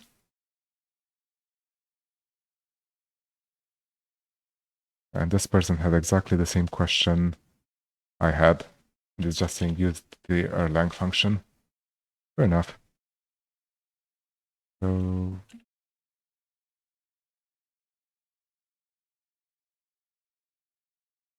wait, what was the function called? List nth.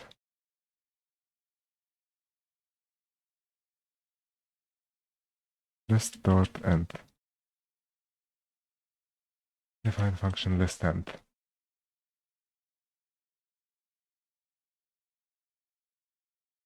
Enum at. Enum at.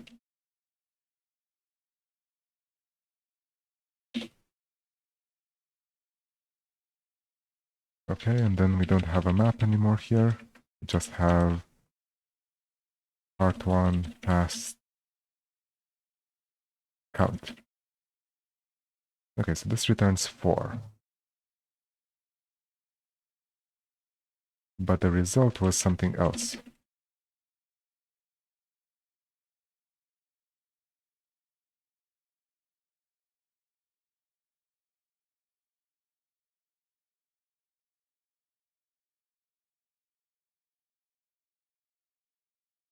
The correct result was 2.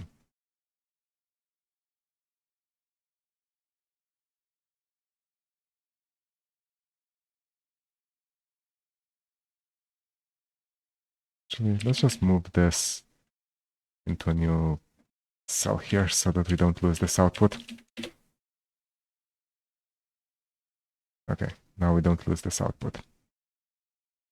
Now here, uncomment this, comment this, uncomment this, and it returns 4, but we wanted 2. So what's wrong here? It's a run of 8, then 1, then 1, then 3. So this should be... This is 1, 2, 3, 4, 5, 6, 7, 8. Okay. So this has to be a dot, then this has to be a hash. Then this is the second hash, the 1, and then this has to be 3 hashes. So I think it should be 1 actually. 1, 2, 3, 4. This is the run of 8. So the run of 8 actually terminates here. So this is optional, but this has to be a dot because we just finished. Right. We can either have the run of 8 like this or like this. So that's 2 options. Then this one has to be a hash because we'll need to deal with this. This one needs to be a hash because, well, it is a hash. And then these ones, 3 is that. So it should indeed be 2, but we have 4. So let's uncomment our debugging and see what happens. So it thinks that we can do 2 and 2, which is incorrect. It should be 1 and 1. Okay, then on the 6th branch, which is the next place where it isn't forced. Right, so probably this one. It thinks it can do 1 and 1. And then on the other 6th branch, it thinks it can do 1 and 1 as well, which is how it got to 4. Which is how it got to 2 and 2, and then how it got to 4.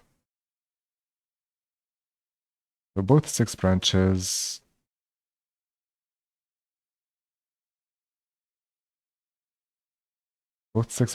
are 1, 1, 3.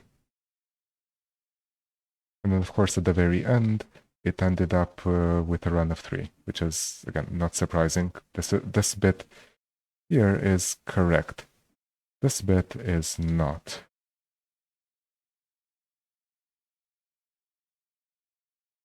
Right? One of these is not correctly, one of these 6 branches is not right.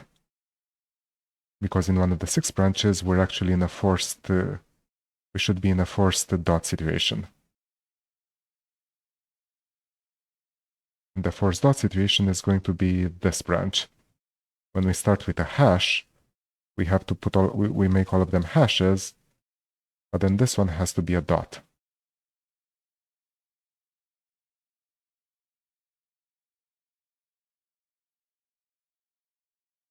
Okay. So what happens? We're in this case here. Then we went, run is not equal to 1, and then we have to do a run of 7 hashes. We do a run of 7 hashes, and the penultimate one is a question mark. So we end up here. We have a question mark, then we have some runs. We don't need a dot yet, but then we end up with a 1. We're at the end of the run. We continue going, and we do need a hash here. And we do need a dot here.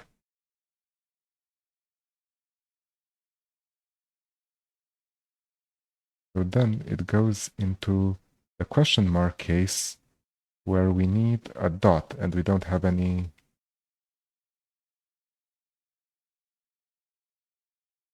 Yeah, then it shouldn't go into this. I don't think we should have ended up in this case here. Right? And this is 3. What's the 6th branch? 6th branch is length of record. Oh, so this 6th branch is actually here. Okay, so we were forced correctly there, but then here it thinks both possibilities are true, which is we can have both. Yeah, both 6 branches are there. And it thinks both of them lead to something correct, but that's not true. The dot branch cannot lead to something correct. So we've got an incorrect 1 somewhere.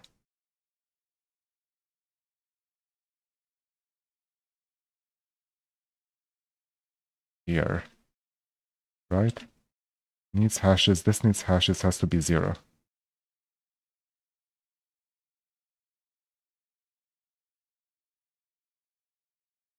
And if this needs hashes is greater than 0,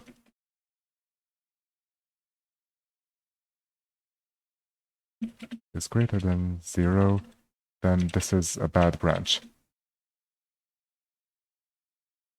And now we've got 2. Okay. So let's run our whole comparison again. And here as well. And this works. So full result is equal to full result fast. Good. Okay, so doing it the slow way was actually helpful because figuring out that the 11th case was the broken one, yeah, that would not have been fun.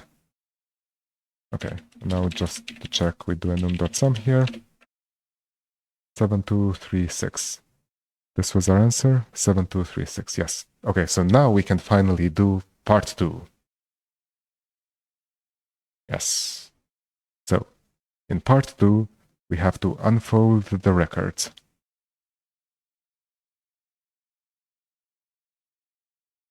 Five copies of itself separated by question mark, and then 5 copies of itself separated by comma.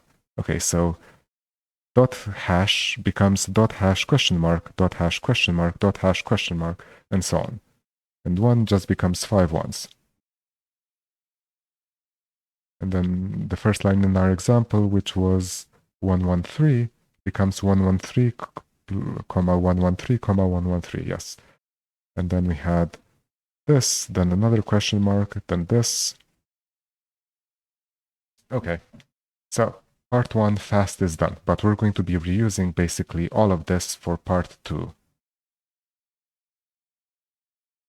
So we're going to copy this because the parsing is almost the same, but not quite. Then we're now going to do part 2.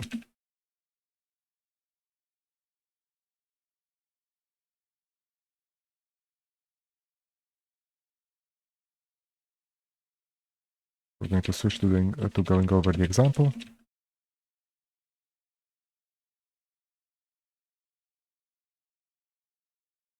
Yeah. Here it's breaking down because full result, because we were assigning the sum to full result fast.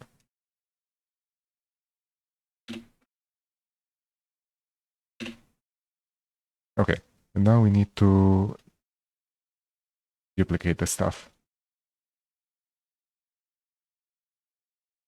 Is there such a thing as enum repeat? Cycle?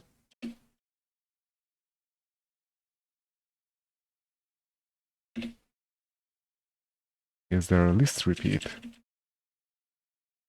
Is there a repeat in general? Well, there's a repeatedly in stream, and there's a cycle in stream. Will this be finally the case where we have a use for stream?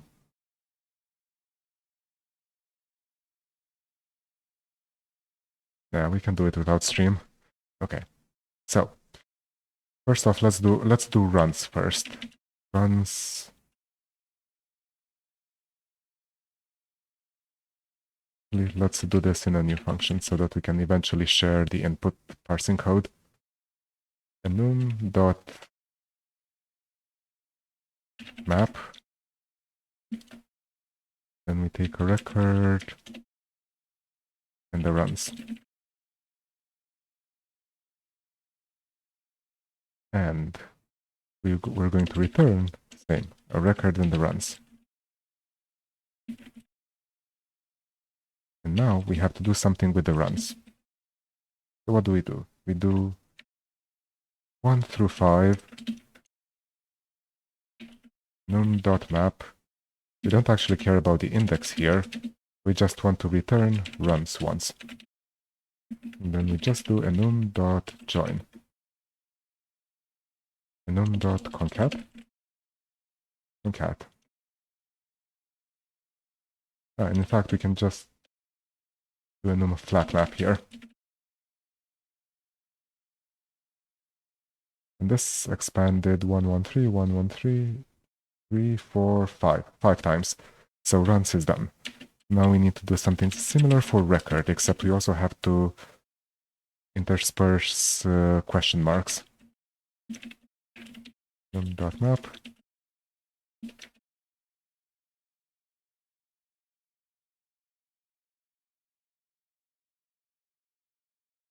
Do we have... It said they're separated by question marks, but do we have a question mark at the very end? We do not. Okay, so enum.concat. Given an enumeral, concatenates them. Concat left and right.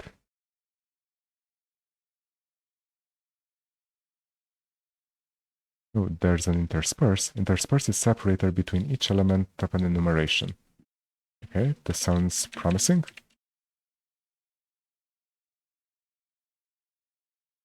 Num.intersperse, and it's just going to be a list of one question mark. And then we just do enum.concat.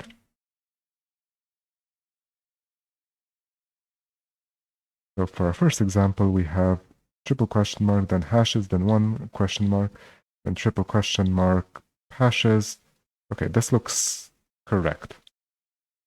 So now we just have to, well, we just have to pipe it into our fast function.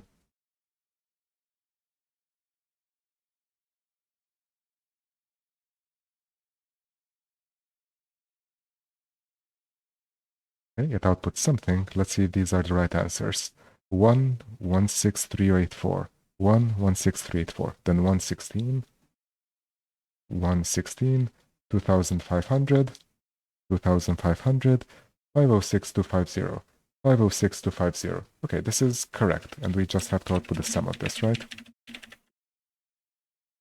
525, 152. 525, 152. And now we have to do this on full.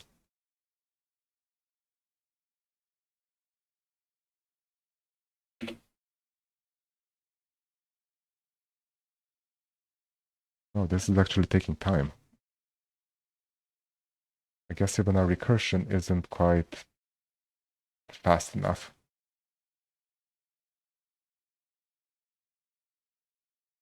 But you can see which one it's kind of getting screwed over by. Yeah, it's getting... Woohoo! Yeah, it's having trouble with the one that has lots and lots of branches, which is unsurprising. Right, in particular, it's breaking on the one that starts with a 6. Oh.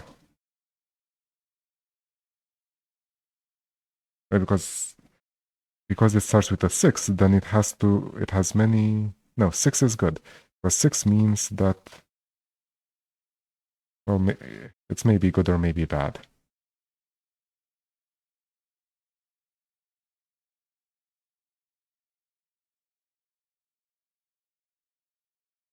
So how can we make this faster?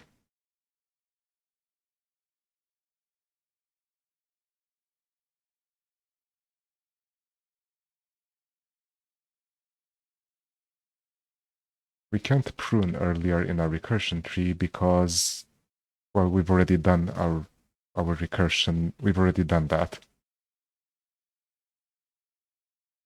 In this thing, we already return 1 whenever we already return 0 as soon as we can. In all of the cases where we can't continue.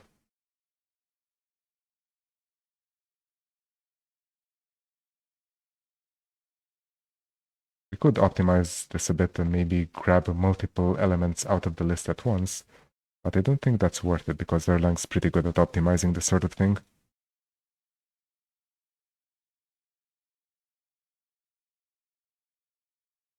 I mean, if we were in an imperative language, then we could certainly optimize this by doing it all on a stack and not doing any function calls. But we have no option of doing that in Erlang, so no matter what we do, we'll still have a big recursive thing.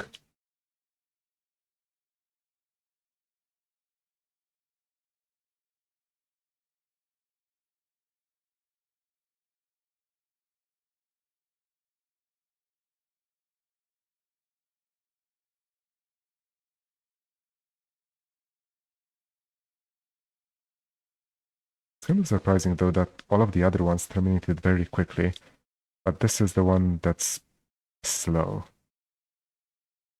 Right? Like, why was the one above not basically equal as just as slow?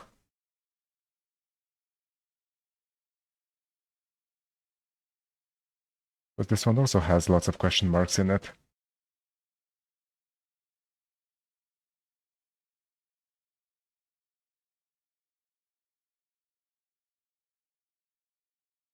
There are longer ones above as well.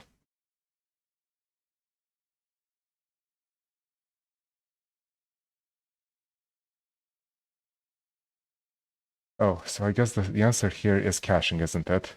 Because what's going on is probably that we're ending up... Yes.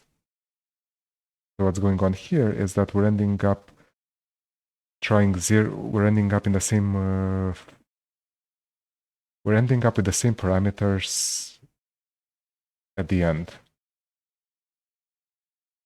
I'm not being very coherent.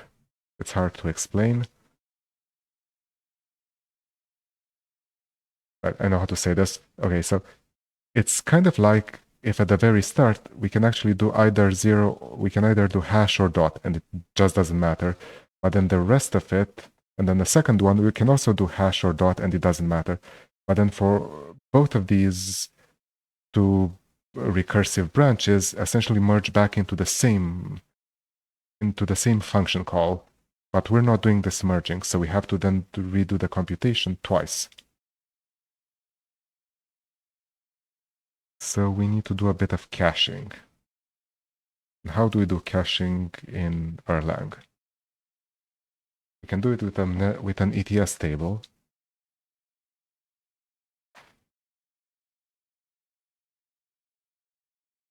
And is it worth it?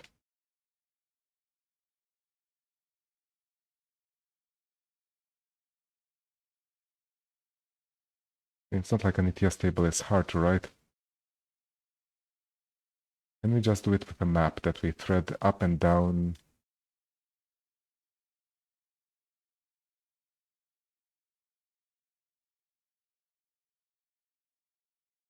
If we do it with a map, it's annoying because we have to thread it back up as well. We can't just return a number.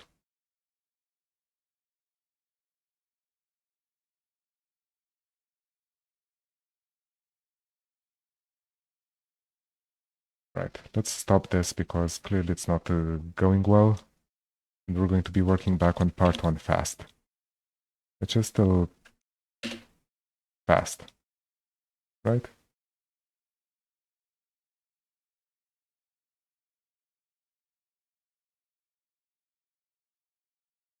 The evaluation hasn't stopped yet, apparently.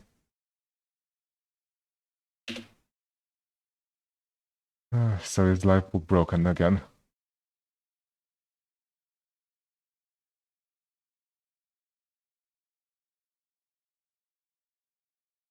I'm guessing that what's going on here is that Erlang is now start executing through this and can't actually interrupt the thread. So this is presumably just a pure computation. There should be lots of function calls, so it should be able to interrupt at the function call boundary.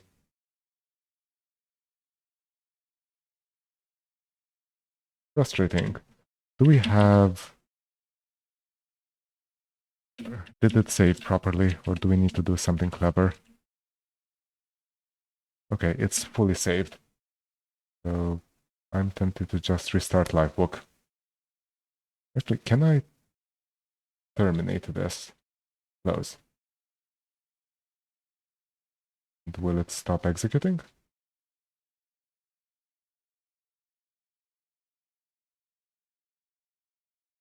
Maybe it will, maybe it won't. Let's restart Livebook and see what happens. See if that solves the CPU usage.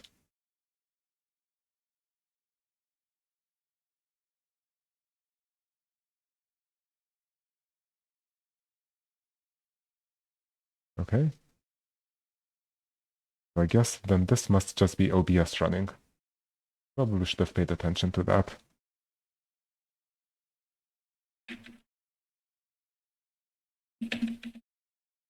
Gonna get my Livebook password.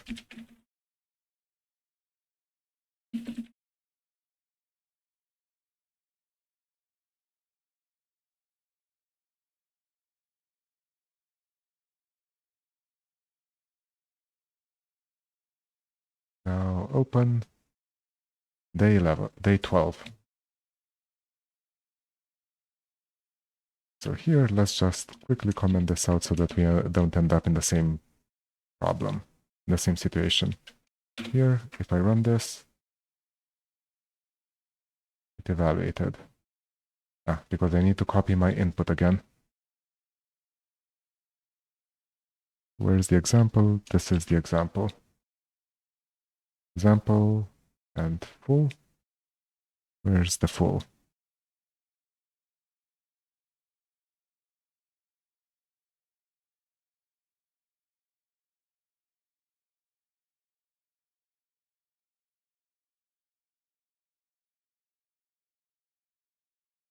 Now if you run this, it's going to take a long time because it has to recompute the slow version of this. But in the meantime, we can focus here on how we can think about how we're going to do this. So we want to cache. We want to cache the results of count, which should be pretty easy because we only have 4 parameters to it.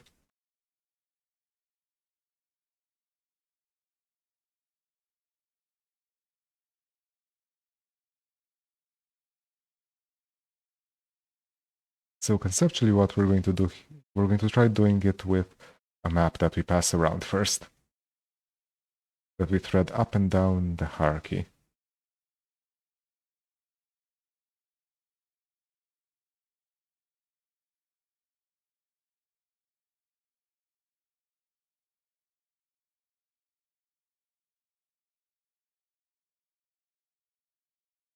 No, let's do it with an ETS table. Erl docs, actually Erlang ETS.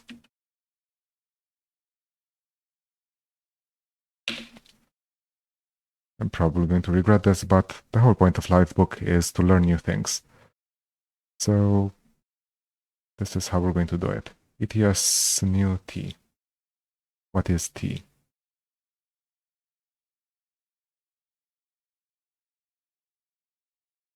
Where's the new function? New. Creates a new table and returns a table identifier that can be used in subsequent operations. The table identifier can be sent to other processes so that the table can be shared between different processes within a node. Oh, so that's just the name. And is there a delete function? There is. Deletes the entire table. Deletes the entire table.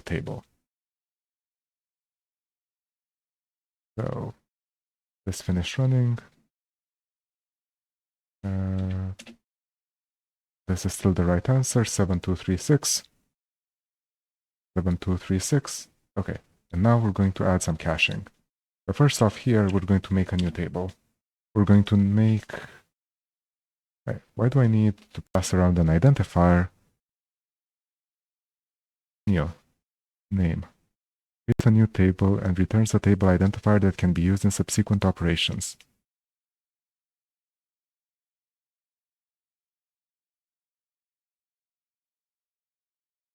And then when I call insert, I have to give it a table. If the table... Okay, let's try it out separately. Let's see what's going on here.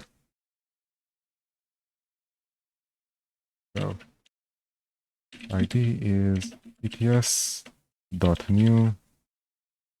Let's call it day 12.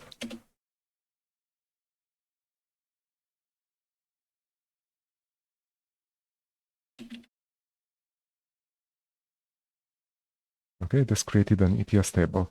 And Livebook actually knows how to display an ETS table, apparently. Okay, how do I insert something into an ETS table? I give it an ID and then a tuple. So let's say 223. Okay, and then if I output ID, it will show me the row. Okay, but that is not what I was hoping for. I was hoping that this would spread it out across multiple columns. Second argument, not a non-empty tuple or a list of non-empty tuples. What do you insert? Inserts the objects or all of the objects. The table type is set.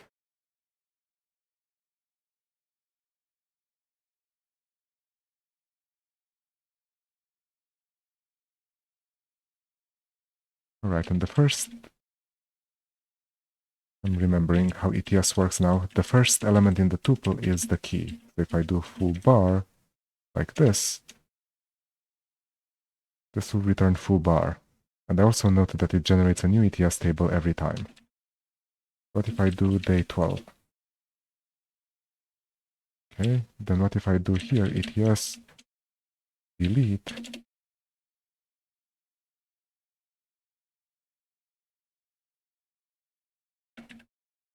So here I run it, and then here I delete it.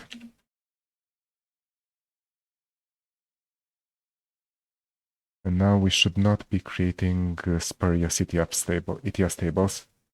And here, what I actually want to try out is ETS lookup in ID, and then the key is going to be foo bar. And this should return foo bar 23. Is there a lookup value or something? Lookup element.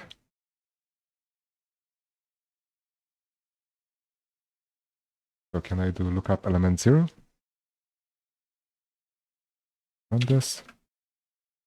Let's clear it. So now lookup element, actually 1, 2. Right, so these are the things we want to use as our cache.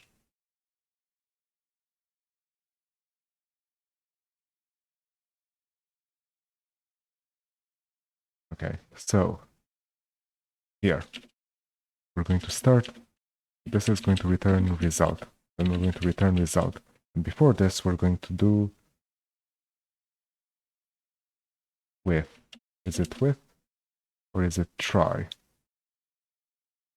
Elixir try finally.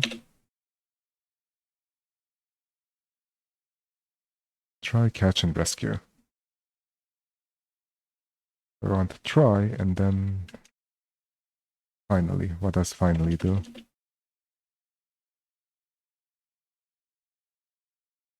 Try, catch.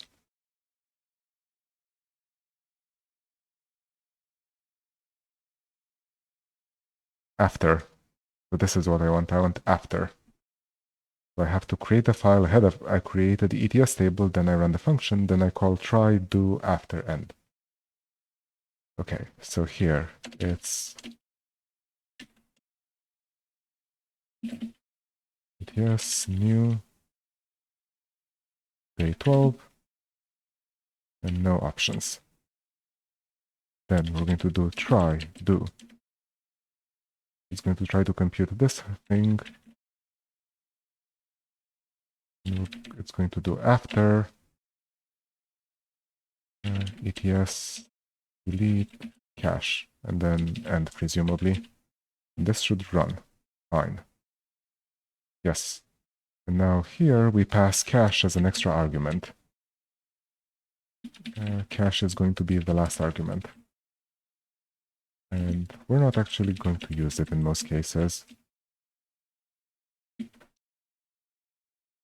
For now, I just want to pass the argument to see that it runs, that the function still compiles.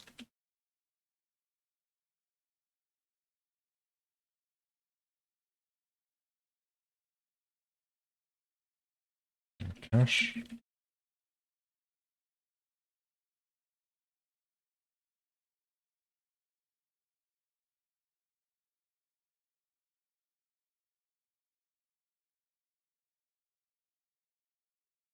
Cache. Cache.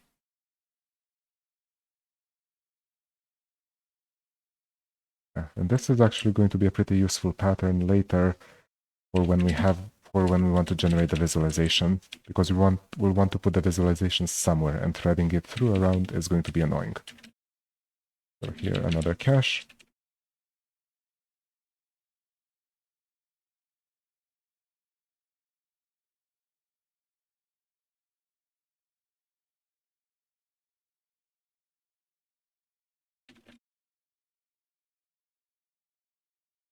And now that I'm writing this out, I bet that there's a way to give an ETS table a global name.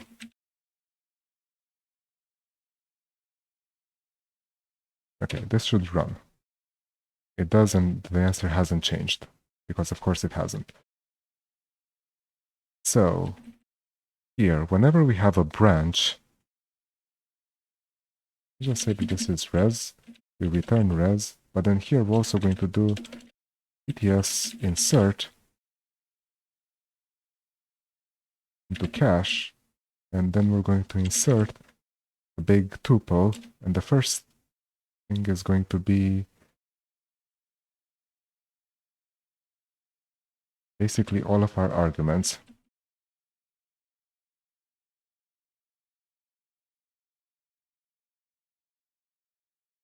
The first thing is going to be question record. Then we're going to have runs. Then we're going to have false, 0, and we don't need to return cache. And then the thing we associate this is res. Now this should run. It does. But now I want to add the first case, which is what if the arguments are cached?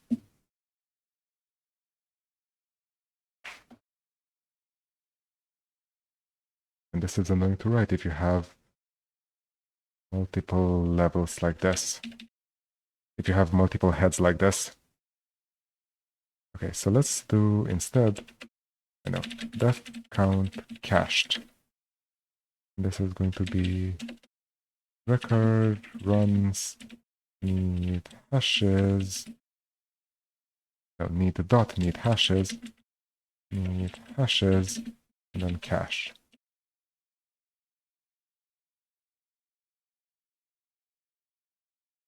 I do wonder what happens if you do lookup element and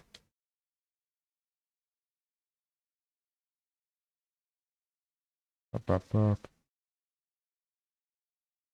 this should still run. I just need to add something here. Yep, this still runs. Oh, here. What happens if I do lookup element on something that doesn't exist? Not a key that exists in the table. Okay. But if I do just lookup,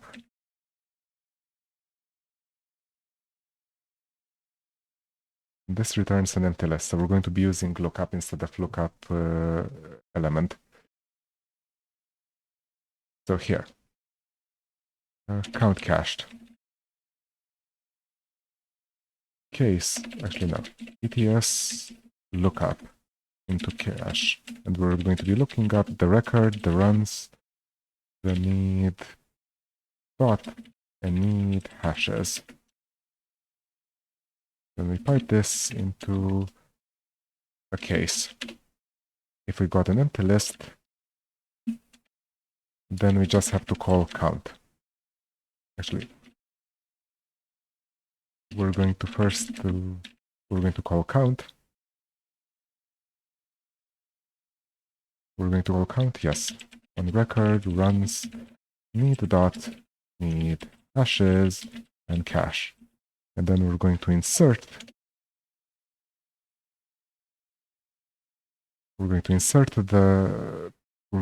this into our cache.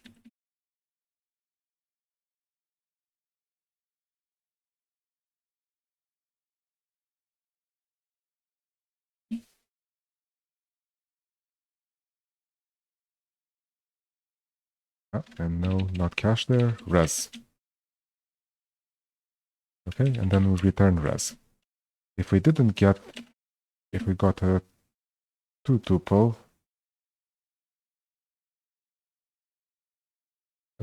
really? It should still run. Here. What do you mean a two-tuple? It returns a list of possible results. So if we returned a list of one thing. If we got back a list of one element where we don't care about the key, but we care about the result, then we just return result. All right.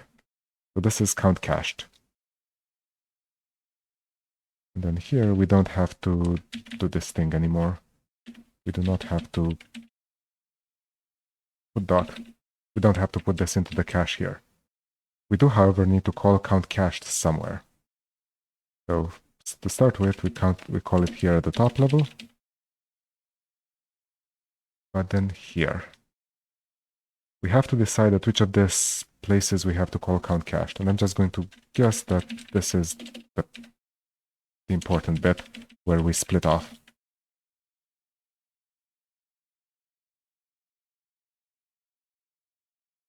Because everything else is just a straight recursion, more or less. Yeah, everything else is just a straight recursion. These are the branching points. Okay, so if I run this now, it should still be 7236. Yes. We can delete this where we're experimenting with ETS tables. And if I run this, it should still be true because it works. But now if I call it on part 2, the last time this blew up. But I think it ultimately aborted correctly, so yeah, let's run it. Let's see what happens. Well, this was much faster, but I have no idea if this result is correct or not.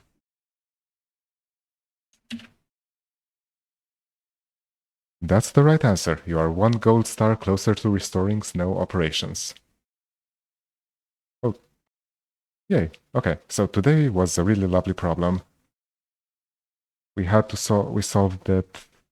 Right. So let's do a bit of review and then we try to do the fancy visualization.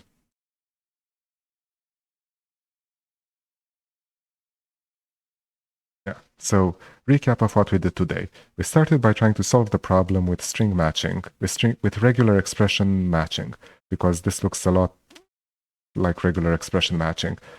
But that was too slow. Or rather, it wasn't too, well, on the one hand, it was slow. It took something like 100 seconds to go over the full example.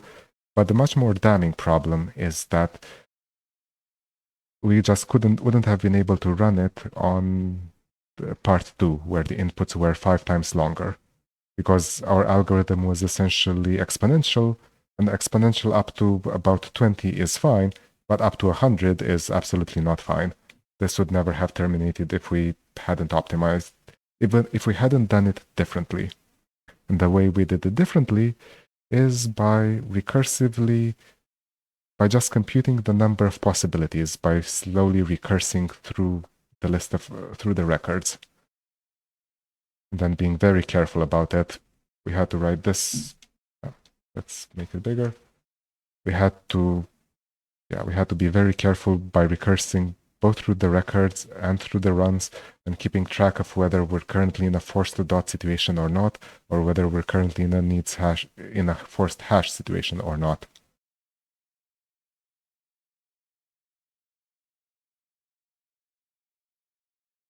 But debugging this was actually pretty okay because we already had part 1 solved in the slow way. So we could just compare our outputs and see if anything mismatched. And when it did, we could just debug the one failing case, rather than trying to blindly debug. Right. The second problem with part 2 is that turns out that even this fast thing that just recurses through the list of records isn't fast enough. But the solution to that was, well, caching, because a lot of the structures here are repeating. Oh, in fact, yes, the structures definitely repeat. We know that the structures repeat because we literally created repeated inputs. So we added caching. We cached the results of our recursive function with an ETS table, an Erlang term storage table. And this didn't even take all that much, this didn't even require all that much modification. And now the only thing we can still refactor out is the input parsing. But that's not worth doing because it's slightly different in every one of our solutions, and it's different in every one of our solutions, and it's only 5 lines. There's no point in abstracting it out and making it configurable.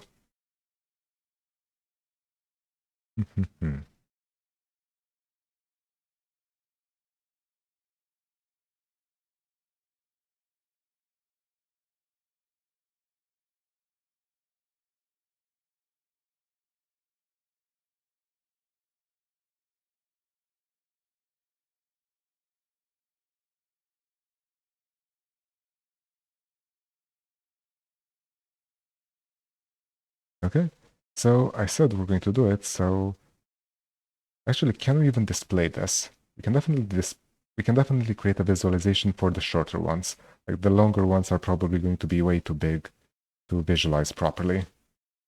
But we can almost certainly do it for the shorter things. And in order to do that, we need to record several things, don't we?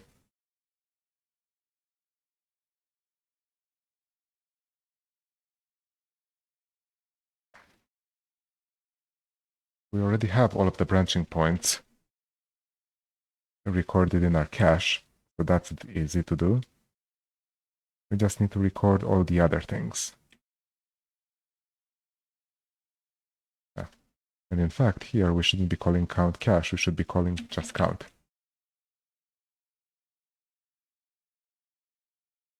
Yep, and here,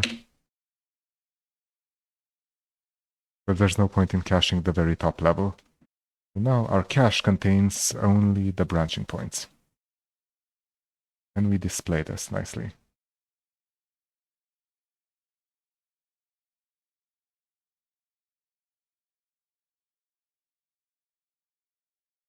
Oh. As the saying goes, no point in thinking about it, all that. Let's try writing it. And that wasn't a saying. Yeah. Let's just jump into it and see what happens. Visualization. Okay, and now we want a modified part 1, don't we? Oh.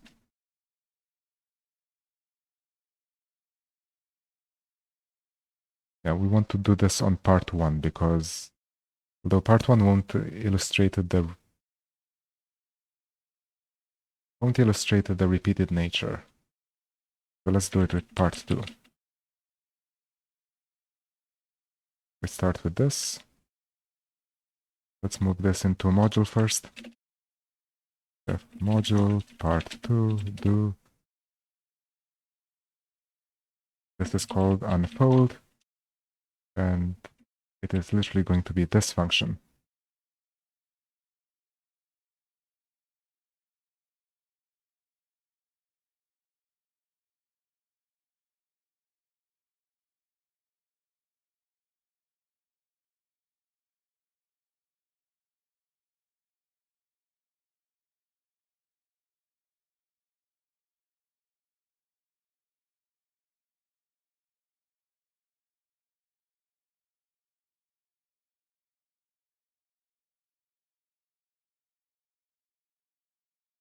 And we did need an end here.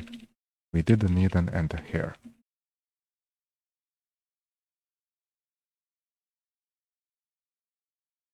Okay, and now here we can just call unfold.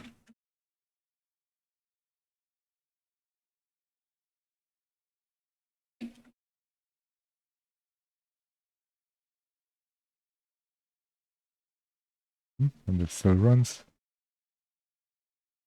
Where's the IO printf? There's an IO inspect somewhere in here that's printing a lot of stuff. This. Let's comment this out because we don't need it anymore. Here, it just outputs the result. Good. This bit is actually shared between part 1 fast and part 2. So let's share it. Part 1 fast.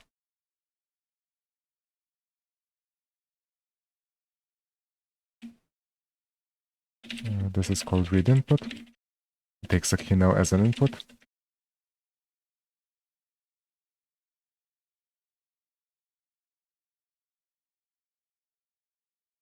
Let me indent this.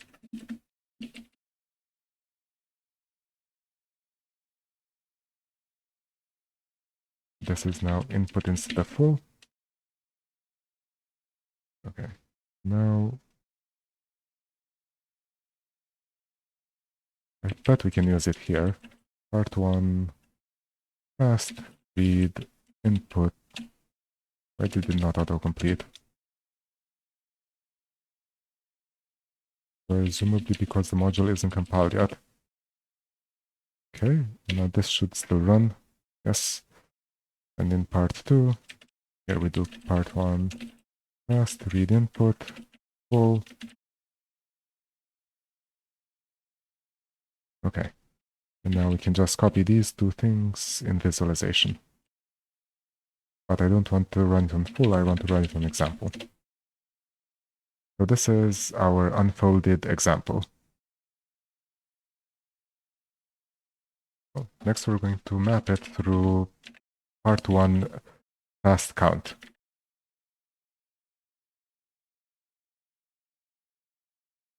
And this gives us just these numbers.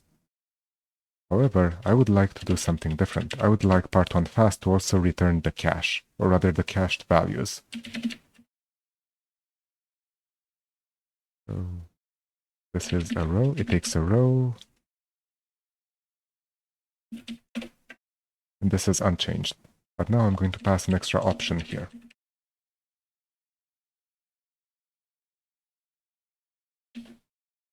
Am I going to pass an option? Or are we going to call a different function?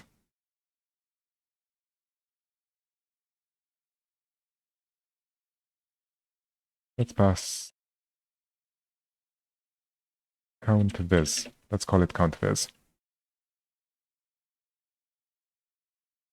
Here, wait, we can collapse part 2 because we're not going to be looking at it again. And we can delete this test we had here.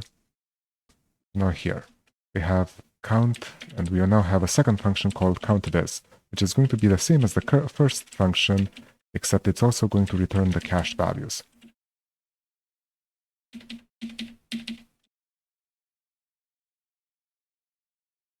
Right, so this is result. Cached is going to be ETS list all ETS something, and then we're going to return both res and cached. Okay, how do we dump everything from ETS?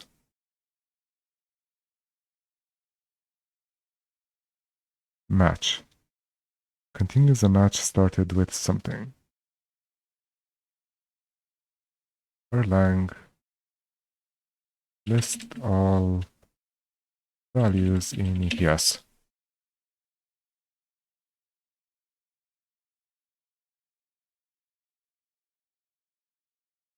Surely somebody's had this question before.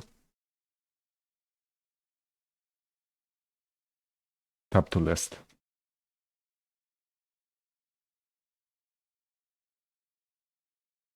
Returns a list of all objects in table. All right, let's see what this gives us.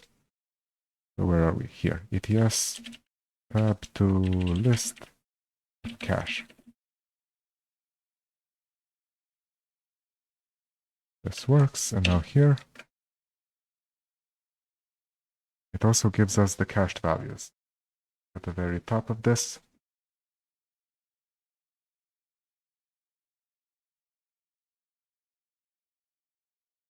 it's literally just a list of our key and our value.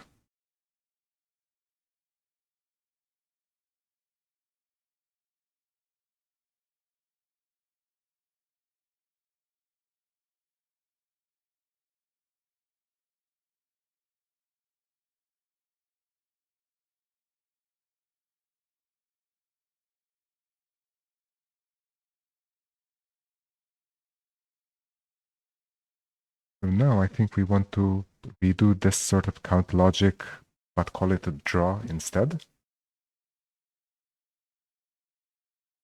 And we know, well, we don't need to do some things. We know that, right? Because, yes, now that we have the actual cache things, the actual cache values, we don't need to replicate the complicated logic. We just have two cases, the case where we have a branch, which is the case when something has already been cached, and the case where it hasn't branched, in which case it's just a string. It's just a forced value, whatever the forced value is.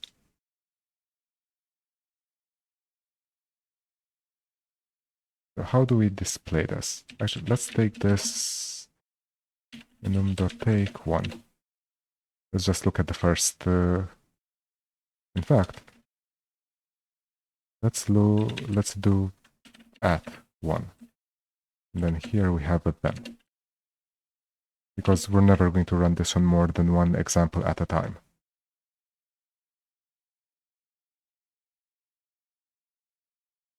And in fact, count to viz, do we even care about the value? We probably still do. All right.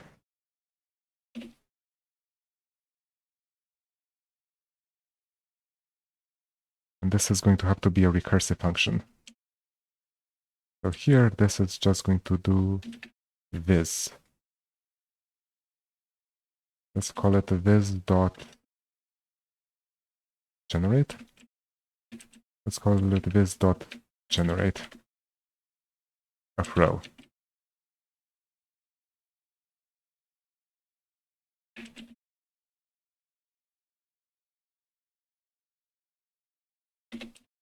And we have to create a new module here.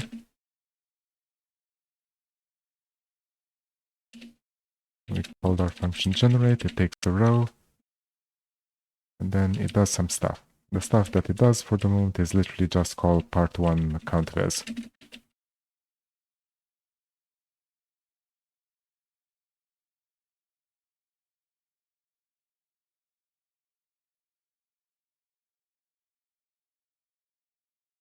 Then, all right.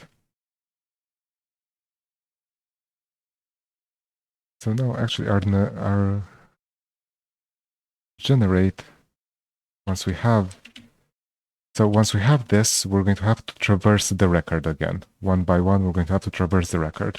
So this is going to give us res and cached.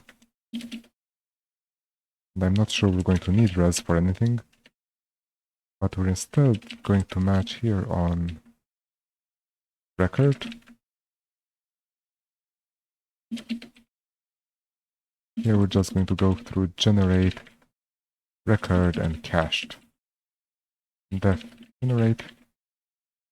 So, record. If we're at the end, then we just return an empty list. I'm not sure what we're going to put in this list, but it's almost certainly going to be a list of some sort. Then we're going to do generate. If we have a record,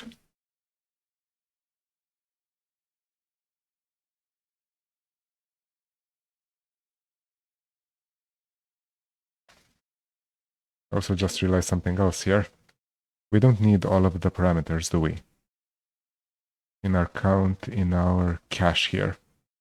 We don't actually need all of our parameters because we know that it's always getting called here. So we basically know what the parameters will be. In fact, the only two parameters that matter are these two, probably. Maybe. Let's not risk it. So now, here, we are in record.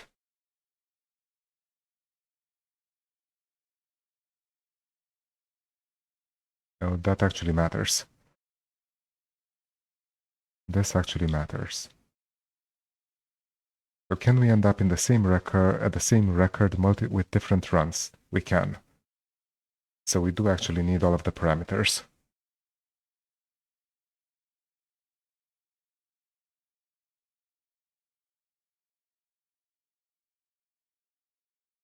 Right, what we really need is a sort of trace. But we need the trace of all of the...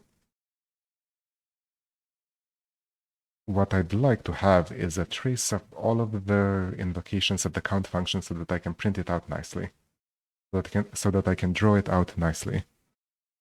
But how do we get a trace of all of the invocations?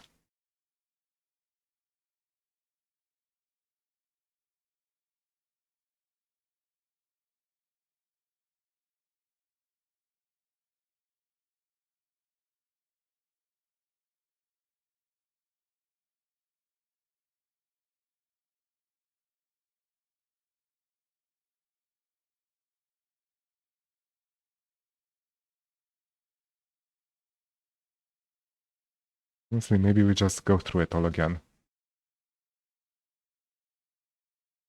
Because it doesn't really cost us anything to copy-paste this code here.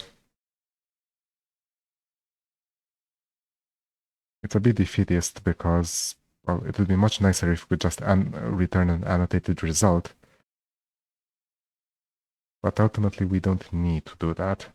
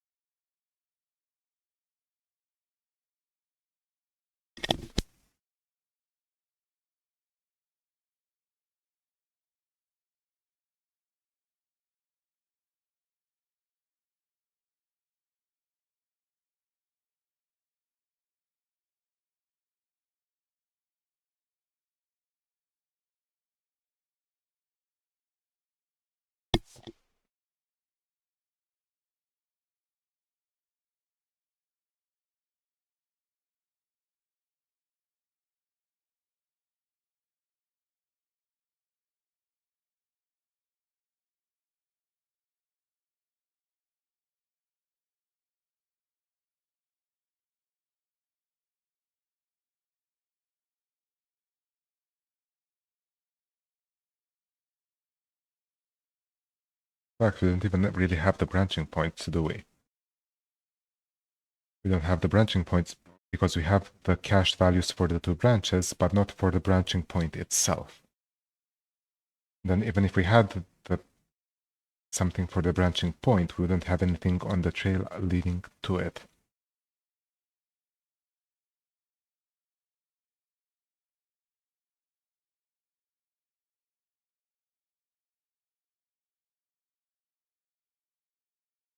So yeah, I think we actually need to copy this in order to do a proper visualization.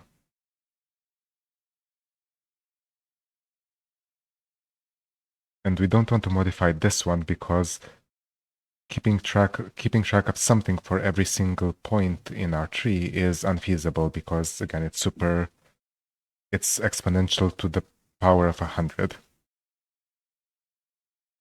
It's exponential to the power of 100 if we actually solve part 2.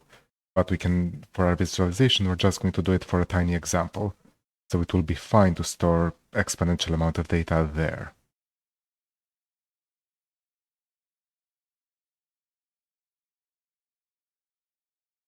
Oh dear. So let's do this, I guess. Let's copy count.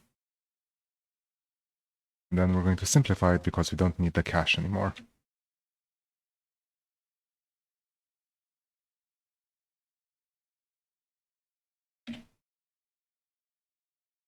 Then in our visualization here, we paste this. We don't have this anymore.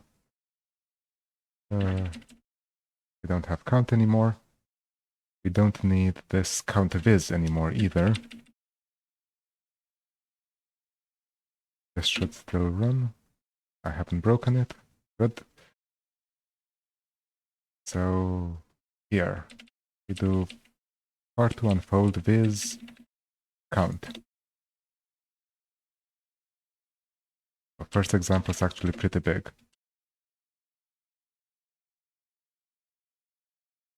Third example, this looks displayable, 16. So we're not going to be doing any caching here. And in fact, we don't need count viz anymore either. Should run, yes. We don't need count cache anymore because we don't need to bother with caching. We're storing everything in memory anyway.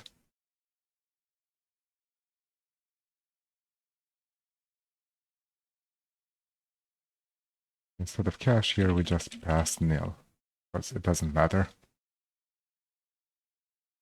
And here, instead of count cached, we just have count. This should run, yes. Okay, and now we need to print something out literally everywhere. So this was our original debugging thing, and it does look suitably complex. But we don't want to print something out, we want to return something. We want to return a list of information about each location. And we can do that with a count. Let's make a new function that's similar to our count cached, funnily enough, but it does something different.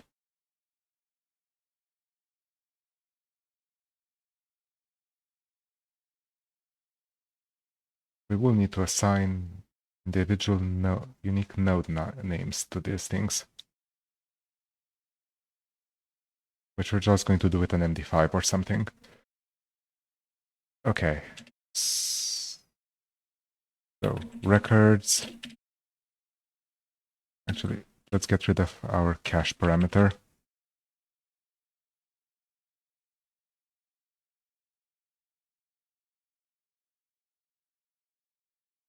It's funny that we're now basically going back to our original bad, unoptimized answer.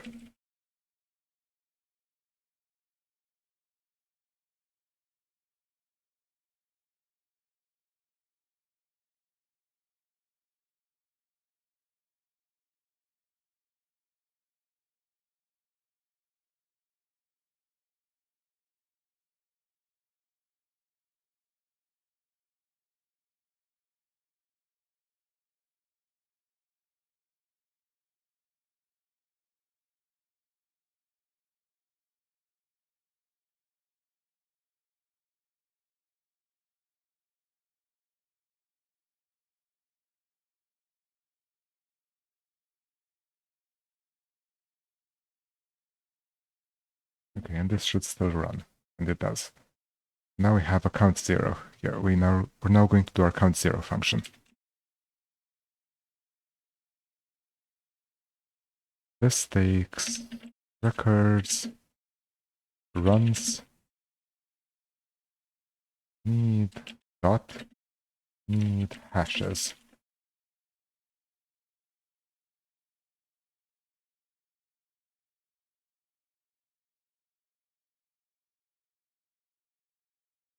And it's going to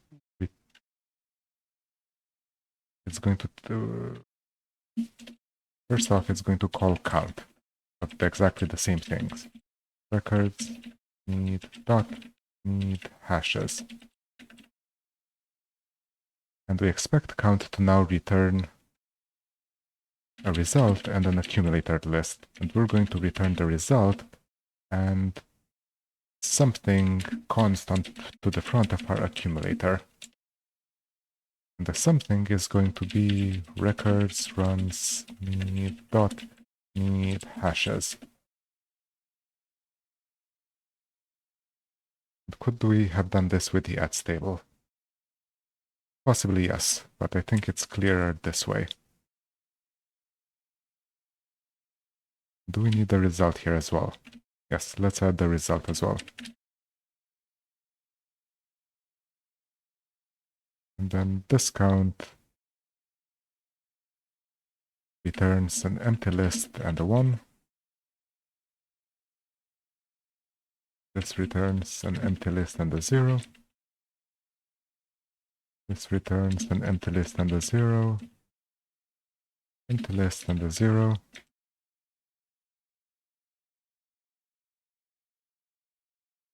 And this is Erlang, so we can do clever things. We can just do a case here.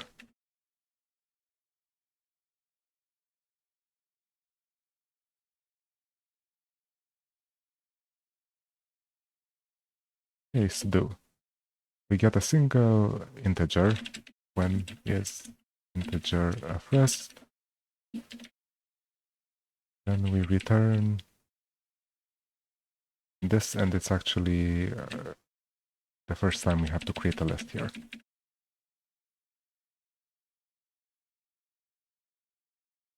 If we get a res and an acc, then we do this thing.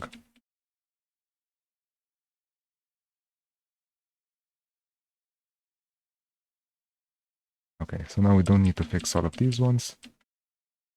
I do, however, want to fix this one, the recursive calls. So here we in fact call count 0 instead of count. Here we call count 0 again. Count 0, count 0.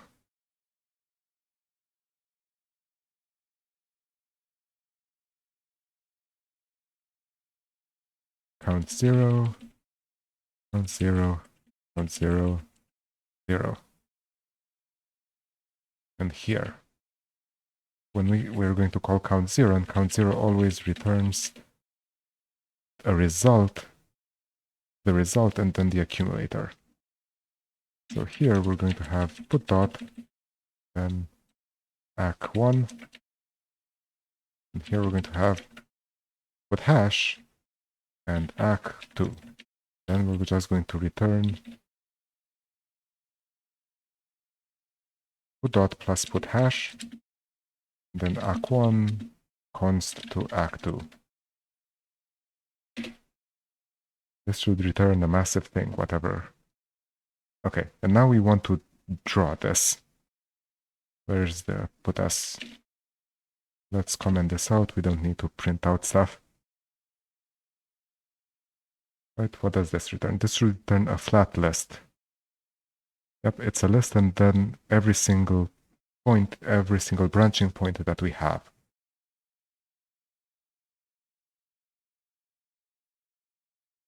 All right. Now we want to display this somehow. Then we get, what do we get? We get a result, and we get a result which in fact we don't even care about, right? Because we call count 0 we now call count 0 there at the very top. So the very first element here should be the 16. Right. So we don't even care about the result anymore.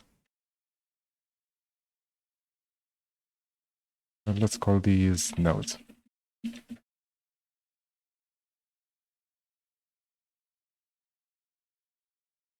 Okay. Now the slight problem here is that we don't have the connections between nodes. We need to store something else here.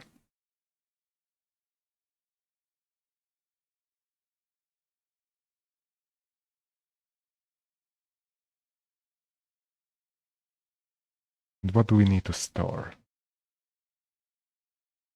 We need to store that. In fact, we can return something special and then do something in count 0. Yes, so here we're going to return a 3 tuple. And then in count 0, and this should have been indented like this. Right. Now if we get a res and then ACK1 and then ACK2, we know that we have to do something special. And what are we going to do special?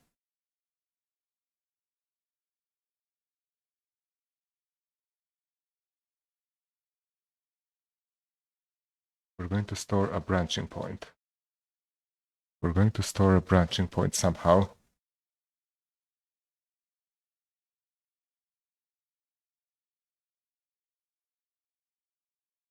Our branching point really has to say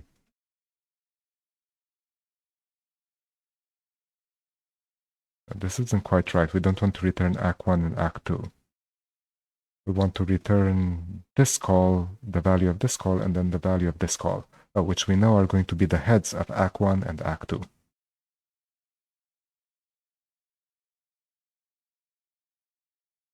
So here we actually know that this will be branch 1, ACK1, and branch 2 and ACK2.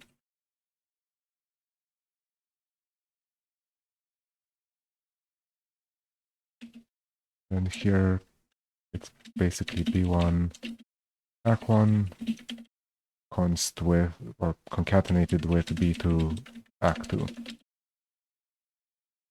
This should still run. It does run. Let's IO inspect this and then we can think about it in a bit. Rather, let's IO put s.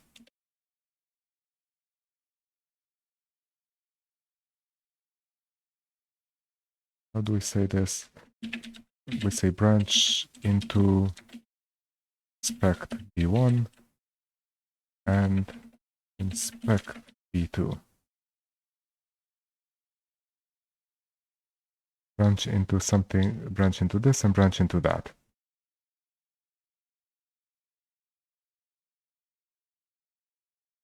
And the last element here is the result always. The result, the last element is always the result.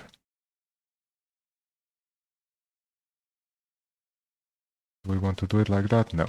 Let's actually store this as a tuple and the other thing also, the other thing separate. The advantage of doing it like this is that we can select out the result later. Or more likely, we can select out the key later.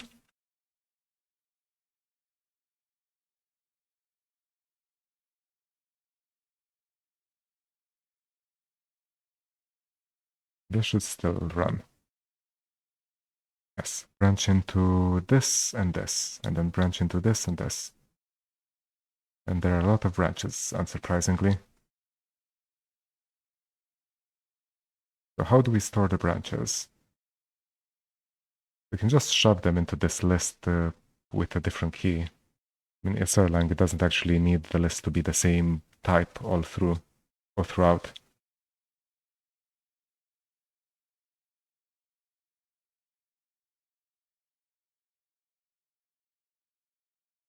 So here, let's call this result.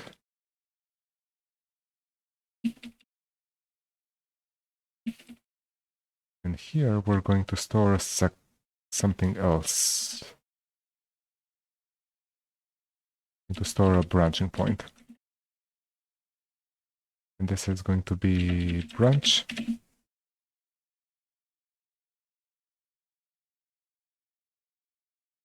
B1, B2.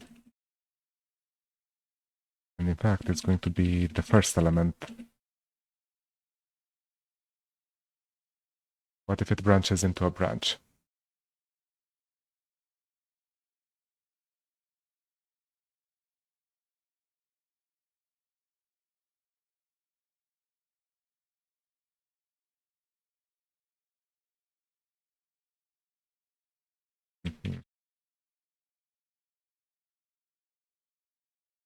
Well, let's say B1 and B2 for now, but I think we need to select something out of B1 and B2. And we don't need it for this anymore. Okay, now the top level should be a branch. It's a nested branch, because indeed B1 was a branch.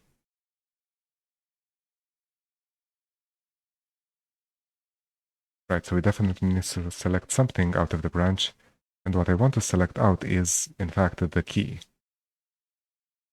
Where's the actual key of this thing? Is it in res?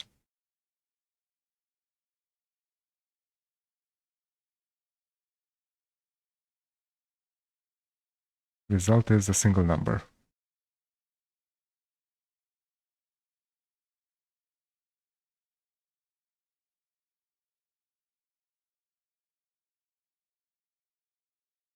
Okay, so the return value of this of the count 0 is always a list. It is indeed always a list. And the list is going to be something that starts with, it's going to be a list of elements that start either with res or with branch.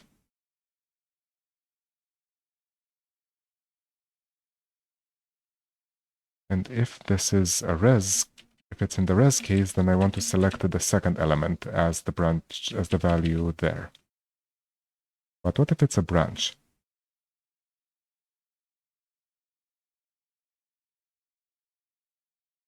What if B1 is in fact another branch?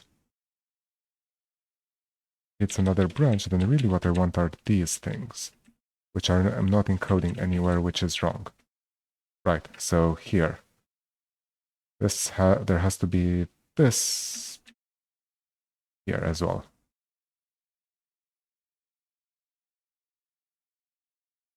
Right. And now we're guaranteed that B1 is always going to be a res, because we always return a res first.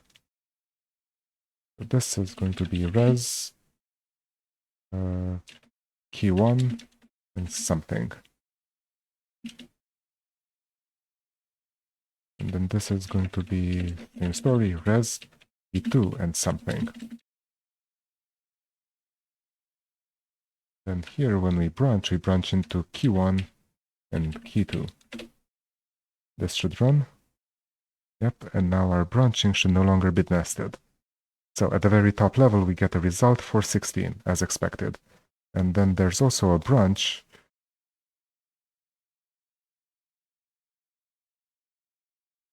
And then there's also a branch as a separate element.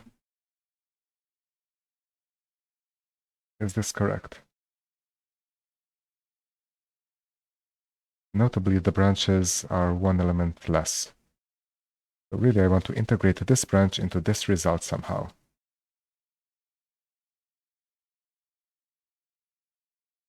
Where do we store it? In the result position here? Yeah, let's do that.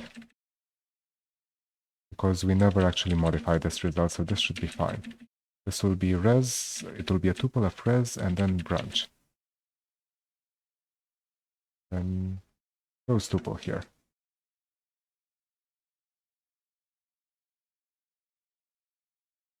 This is fine. No, it's not.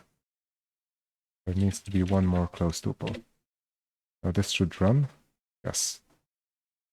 And we have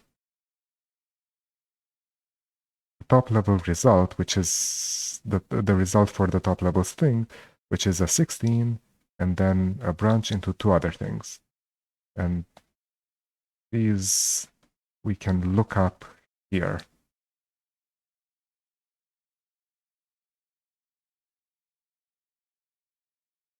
Right? These are things we can then look up the results of. Really, this should be the top level. Yeah, this branch doesn't... The top level is now always res, so we don't need to match on that. The top level is always res, and then it's the parameters, which is exactly what we want. So here, top level is always res, top level is always res. These are now always two tuples, so we could create a map on them.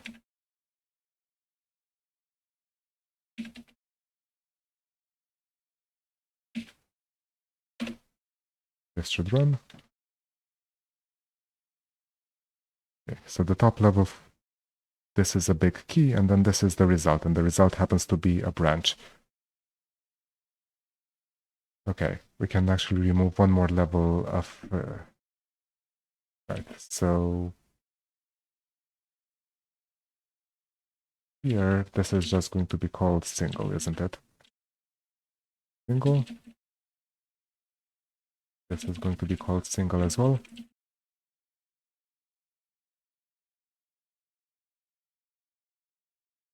Then here we can just migrate the branch to the top.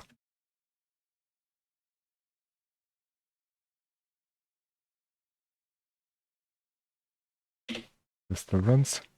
Yes, it does. So now we can see that the top level is a key and then a branch with this result and two values. Then somewhere in here there's going to be a bunch of singles. All right. Now we want to display this as a graph, and we can use Mermaid charts for that. But first, we need to turn these keys into something that Mermaid charts can actually draw. Oh boy, this is going to be big, isn't it? Maybe I shouldn't be doing the exploding here, the unfolding. This looks like it's going to be more readable. So the node in Mermaid is going to be this.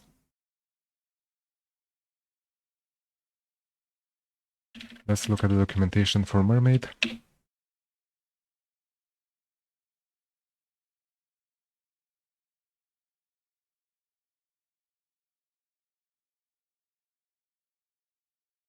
Yep, so we're going to be doing a bunch of this stuff. This is not very helpful. Sequence. No, class, state, entity. Okay, it's going to be a flowchart. How do I specify the text? We have to generate an ID, and then we can just plop the text in there. All right, so we have the nodes. We need to turn this into an ID, and we're just going to use MD5 or something. Surely this has a checksum. MD5 hash.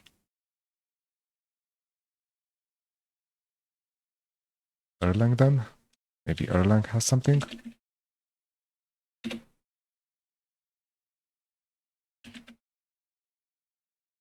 Erlang does have MD5. You give it a bunch of IO data and it outputs a binary. How does this actually work? This doesn't work, right? No. What if I do Erlang? Okay, this created an MD5, but this does not look like a printable MD5.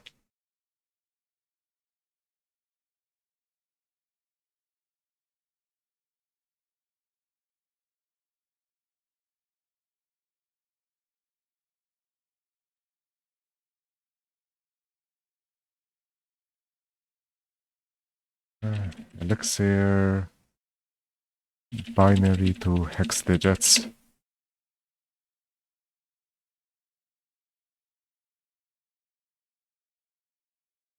base encode 16. Base encode 16. We pipe this into base encode 16. Okay, this looks like an ID.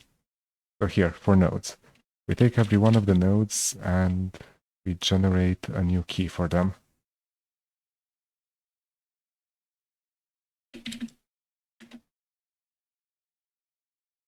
Key and data. The key is going to be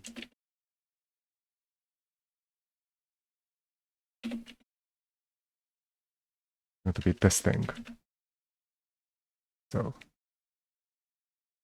Erlang MD5 of key, then piped into base encode 16. Variable data unused, that's unsurprising. First element, not an IO data term. It is indeed not an IO data, it's a tuple. Can I just put it in the list? This is probably not going to work, right? No. Okay, so we need to match here. So this is what? Record, rows, bool1 and bool2. Then we compute an MD5 of record, rows, bool1 and bool2. Not an IO data term.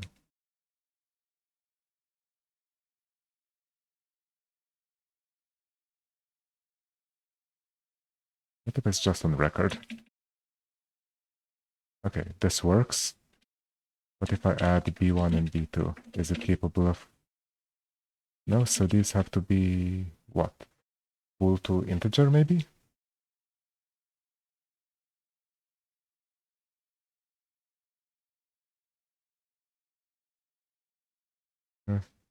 No, it's correct. ToString. We're just going to do ToString. In fact, we're going to do ToString on the whole. Yeah. Key, and then inspect of key. This is not the nicest thing we can do, but, well, it works. Okay. Here, the second parameter, the second thing in every tuple is data. All right.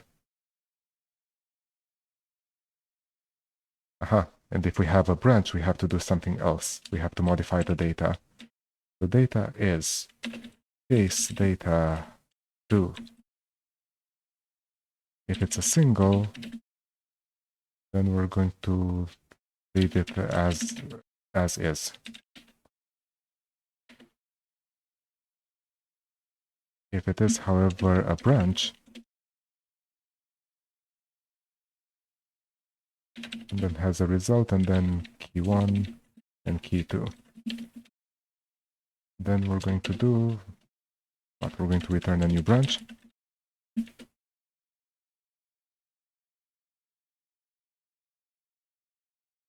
Let's just call this hash.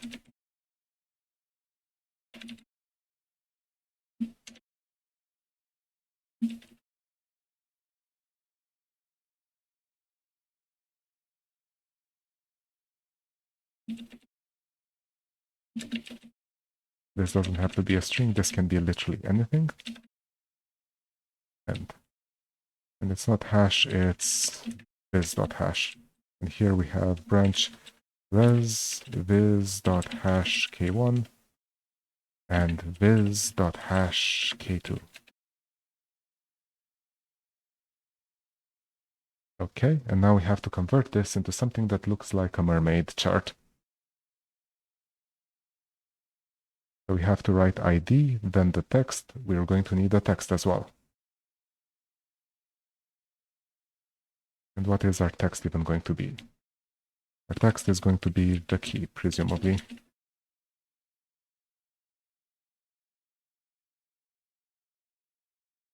Yeah, let's say data and then also key.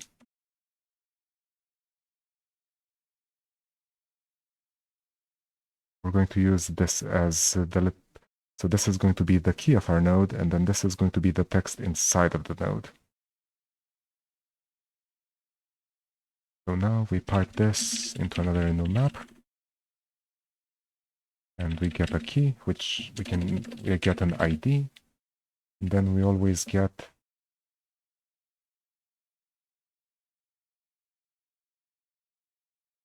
and this doesn't need to have an extra tuple here.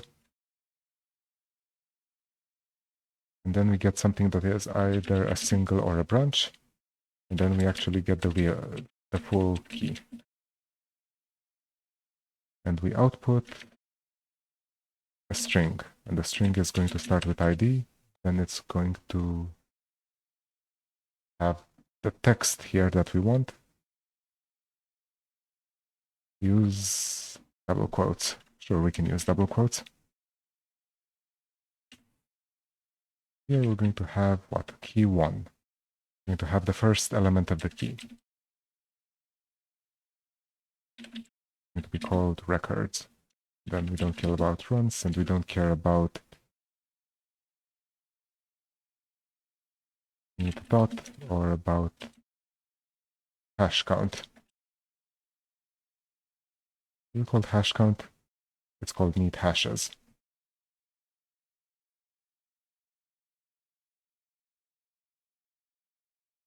Yes, and here we just have to write records.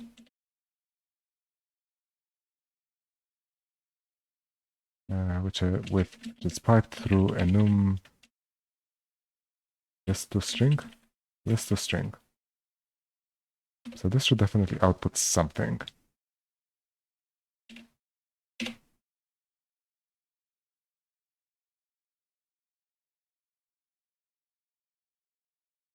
What does this output? This outputs. Yeah, this outputs the node ID. But we actually wanted to output what? We needed to output this. Wait, how do I do the connections? Okay, so I can define the nodes ahead of time and then do the connections separately. So this is actually going to return a list.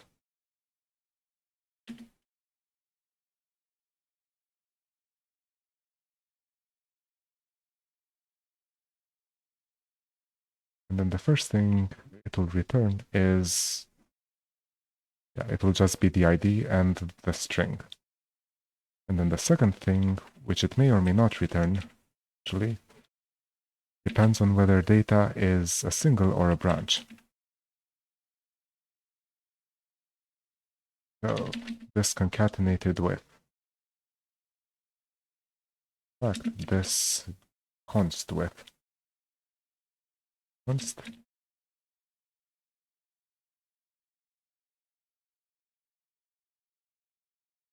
This whole thing is definitely going to be a flat map. And then here, this will have to be const. And it will be const with what? It will be const with case data do. If it's a single, then there's nothing else to write here. If it's a branch,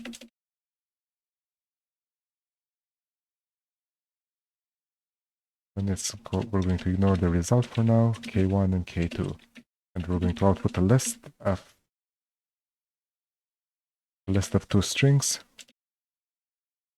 which maps ID dash arrow to K1. And then ID to K2.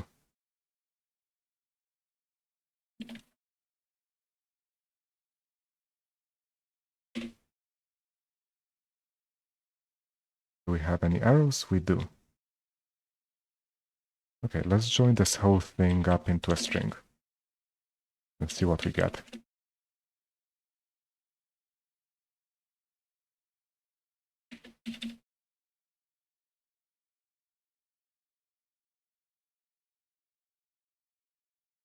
We don't need this anymore. Okay, we have it as a string. Then we have to add the graph header. So it's going to be then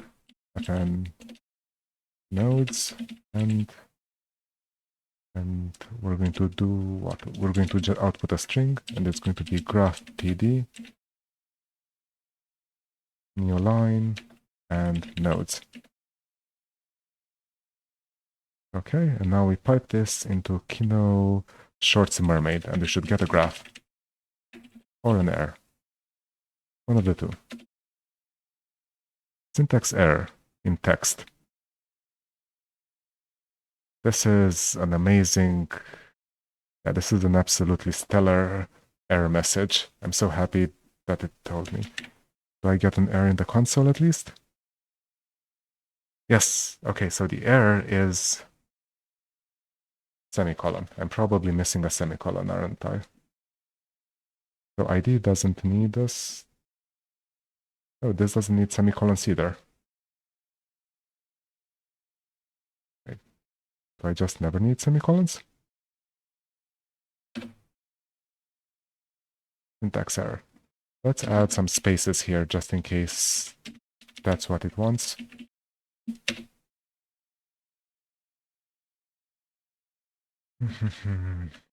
What happens if I pipe this into an HTML? Does it display it all? It does.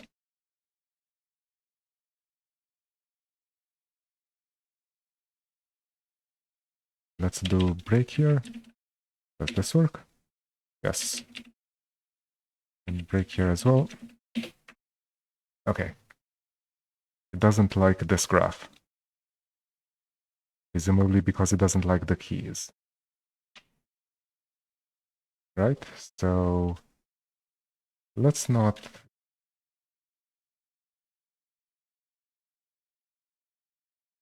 What can we do to make... Well, to test it out, we're just going to comment this out and try it again without annotating the nodes. So this is just ID now.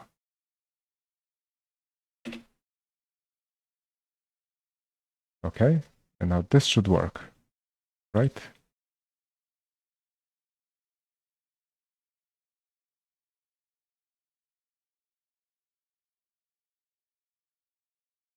Okay, yeah, this worked. So the problem was we probably need to escape the dots or the hashes or something. Probably the hashes, because it can't have a problem with dot or question mark. It will have a problem with hashes. And then it generated this, which is not what I was expecting. Like, what are these? What is this long chain of things?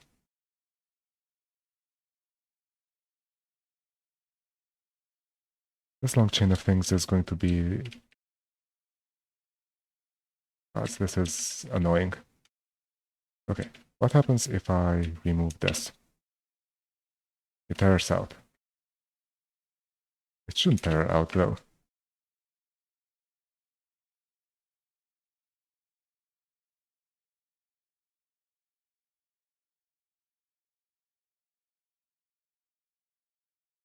How many nodes do we need to have in total? Let's think for a second. Well, let's count, in fact. Here, then, fn nodes, and IO inspect length of nodes and nodes. There are 26 nodes. There are really 26 nodes. We don't have the chains, do we?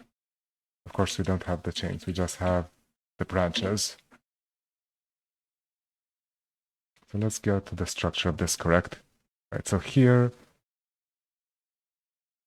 we have a branch, which is fine. But here we don't actually record the next element in this chain. So this is a single, and this actually should be a chain, not a single. This is called a chain. And it goes into K1. And K1 is going to be...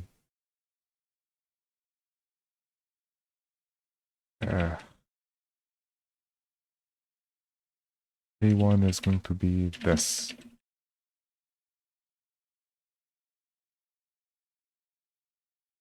This is const on top of, this is our accumulator.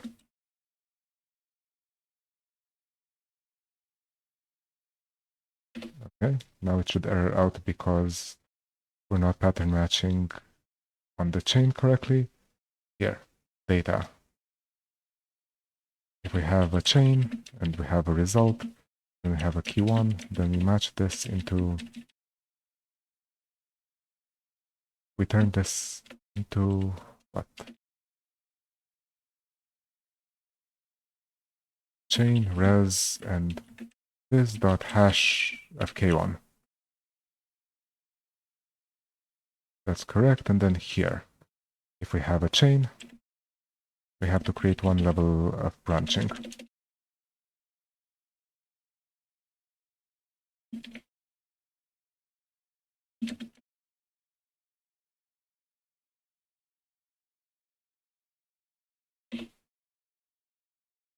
Okay, and now we have our actual structure, finally.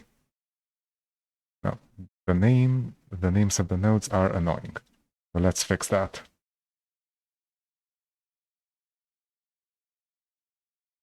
This presumably errors out because the key here isn't, call this escaped.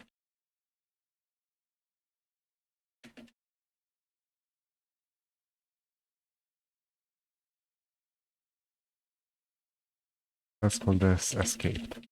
And escaped is going to be our records typed into list to string, so that we have a string again. Then we're just going to do string replace hash with, I don't know, let's do @. This still errors out. What if I just say Alex here? If it's always Alex. Okay, this works, so it still doesn't like.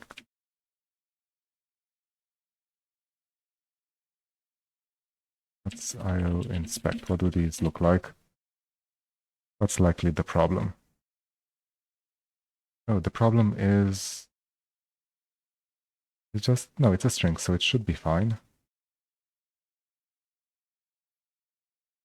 Let's replace the hashes with ones. Let's replace the dots with zeros. Let's replace, is it the empty string that's screwing it over? It might be. Let's replace the question marks with X's.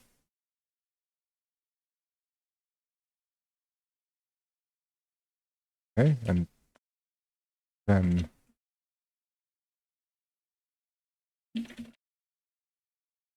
if string empty, if str equals the empty string, do,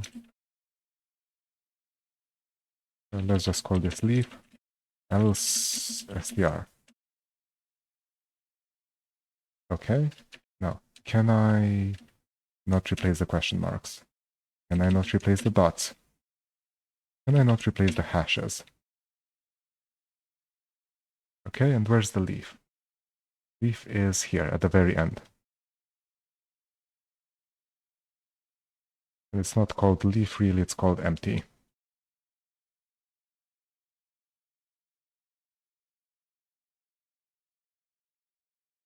And of course it's escaping HTML tags. It's not escaping HTML tags properly.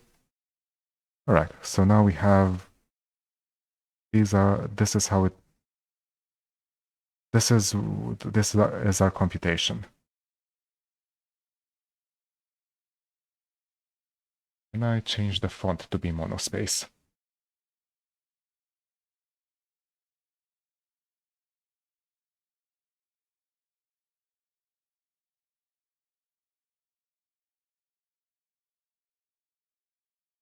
Style. Styling a node. It is possible to apply specific styles such as sticker border, whatever, to a node. We have to say style ID1 something. Is there a shorter version of this?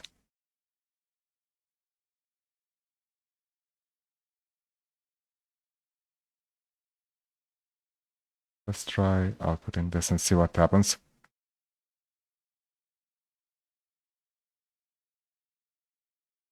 Actually, is that the priority here?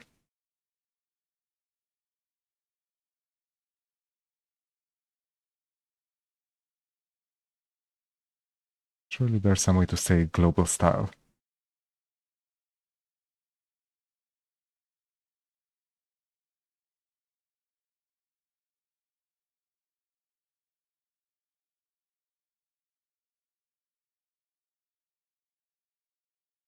Oh, and this is how we do link text. And we're going to need link text in a bit. If I can do span like this, can I just do the really shitty thing?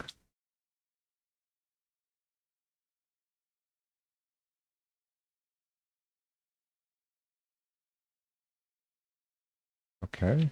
Can I just do style font family monospace? Yes, I can. All right. So now it's font family monospace. I'd really like to illustrate the numbers. So in order to get the numbers, I think here, result.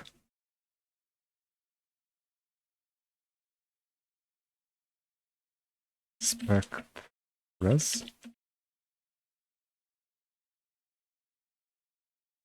Okay, and now again for... I don't actually know which res came from left and which res came from right. Do I? Right, so here in branch, this I actually need both sides.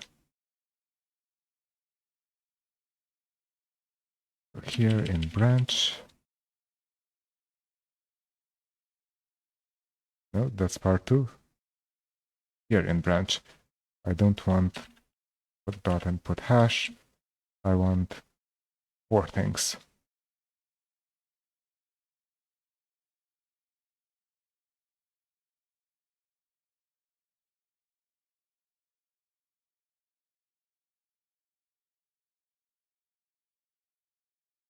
So here, this used to return 2 accumulators. Right. This is the 2 accumulators, and here we actually have res1 and res2.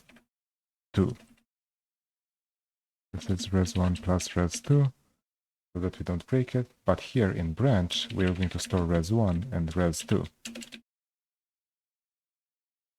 And then wherever we match on branch, we have to account for this. So there's 2 places. Here, res2, and here, res1 and res2. Where was I? Here. So here we display inspect res1.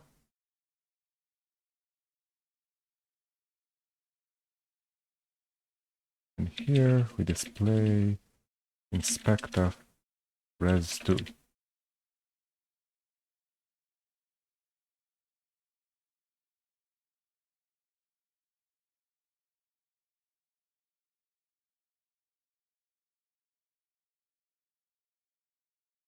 And what was even the answer supposed to be here? This is example. This is the first example, so this is 1, isn't it?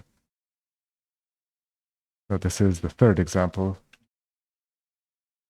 Let's do the first example. I recall that one having 2 possibilities.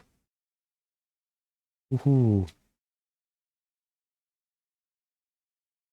Okay, it displayed something. So, okay, so we can see that it got a 4. So the total result was 4. That's fine. But then what's going on here? We've got duplicate, right? Because of course, it ends up in the same location multiple times. So now we need to deduplicate. We need to deduplicate, don't we?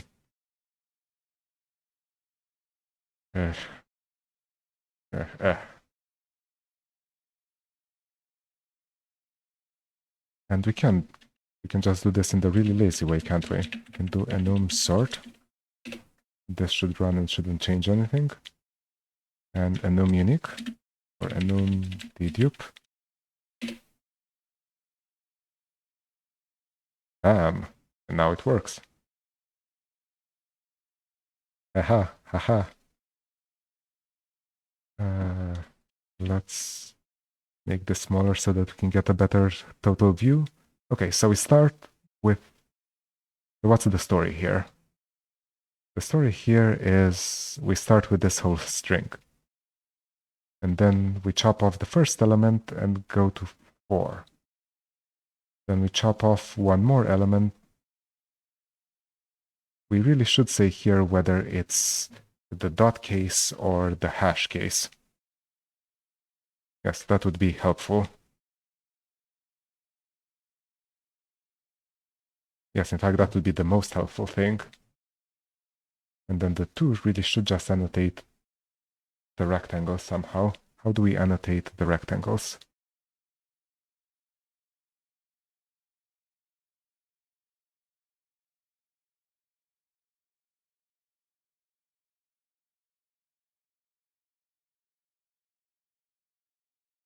Okay, so let's put the numbers, the results in the rectangles to start with. Is that correct?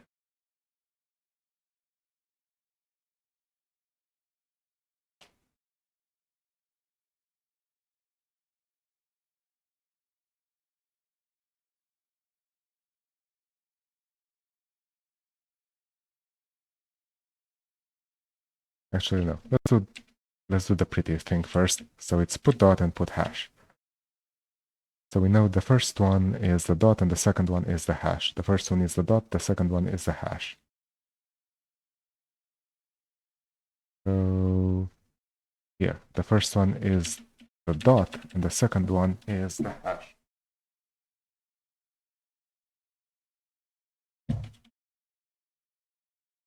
So this is dot and this is hash. This is going to error out because that's probably a key. No, it's not. Or I was expecting that to be a comment, but it isn't. Okay, now I'd like to have a dot or a hash for... Let's flip this around a bit. And then I want a dot or a hash for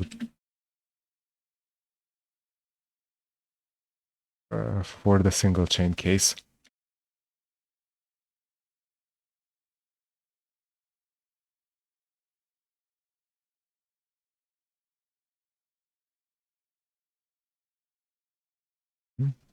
I don't need this IO inspect here anymore.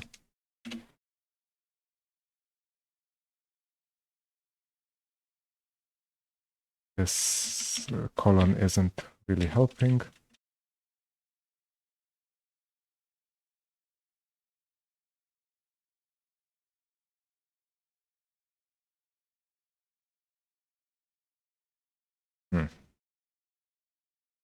In the chain case, I don't actually know if I have a dot or a hash.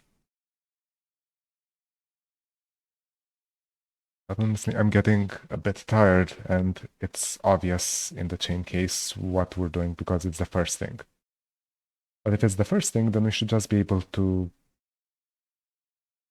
If it's the first thing, then we should just be able to do it ourselves, to do it manually. Right, so here, records. Yep, so it should be head of escaped. Is there such a thing as string head?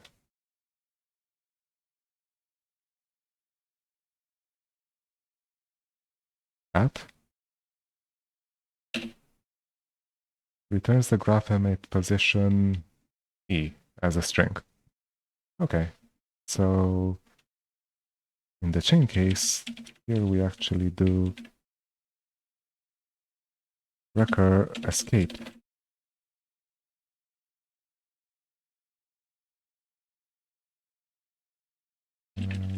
String at 0. Okay, now it works. The only annoying thing is the empty thing, is the empty. Apparently not, because empty has no children, so it's fine. Okay, so we start with the thing at the very top. Then we chop off the 1, the dot, and we get this. Then we chop off another dot. That's what our question mark was. Then we chop off another dot. Then chop off another dot. Then chop off another dot. Then chop off a hash. Then chop off a question mark? That doesn't sound right. Oh, so this was a forced question mark here.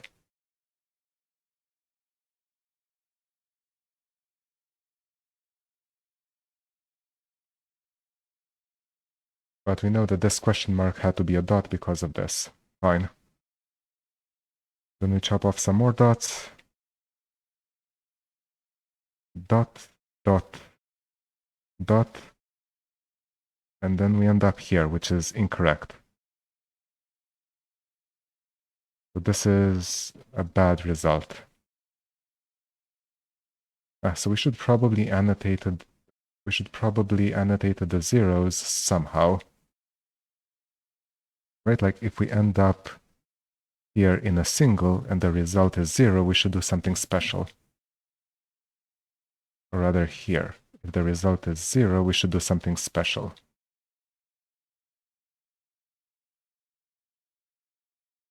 Ugh. Okay, so how do we do this? First off, we move this into each individual case.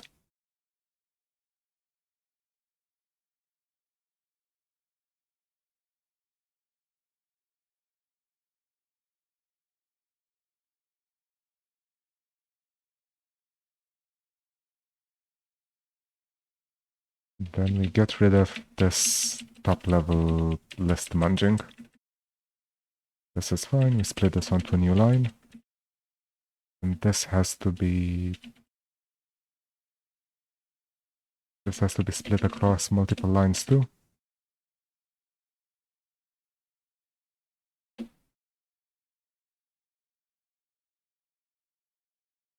This has to be split across multiple lines for readability.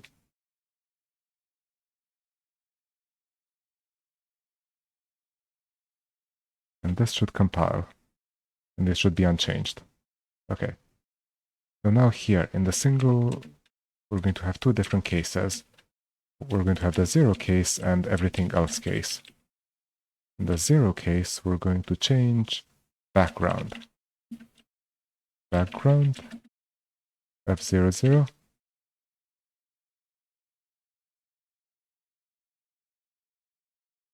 Okay, instead of background, let's do text.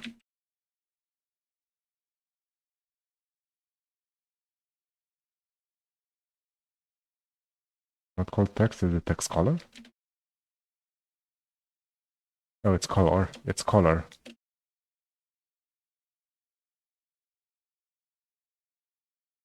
Okay, so now we can see the bad. We can highlight the bad. We can see where it failed.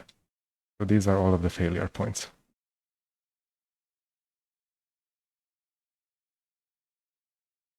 Then we can sort of see how they flowed up, right? So it matched into empty here. Oh, and in fact, empty is the only success point. Oh. Okay, so it matched into empty, then the 1 flowed up, but there were 2 ways to get to here. So we got a 2 here. And then there were 2 ways to get to here, so we got a 4 here.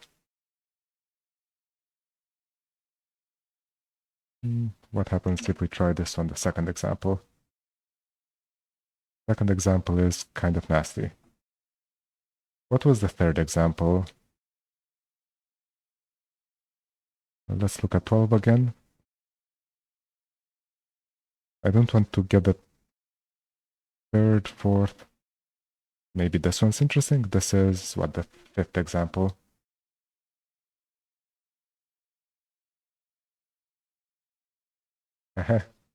This has a lot of branching.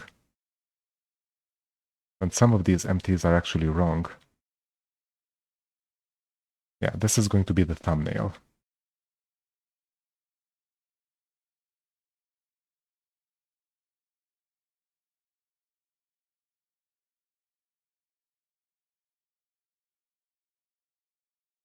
Is this going to be the thumbnail, or is 2 going to be the thumbnail? Or was it 1? Actually, this is going to be the thumbnail because it looks more complicated. All right, so we now have a visualization as well.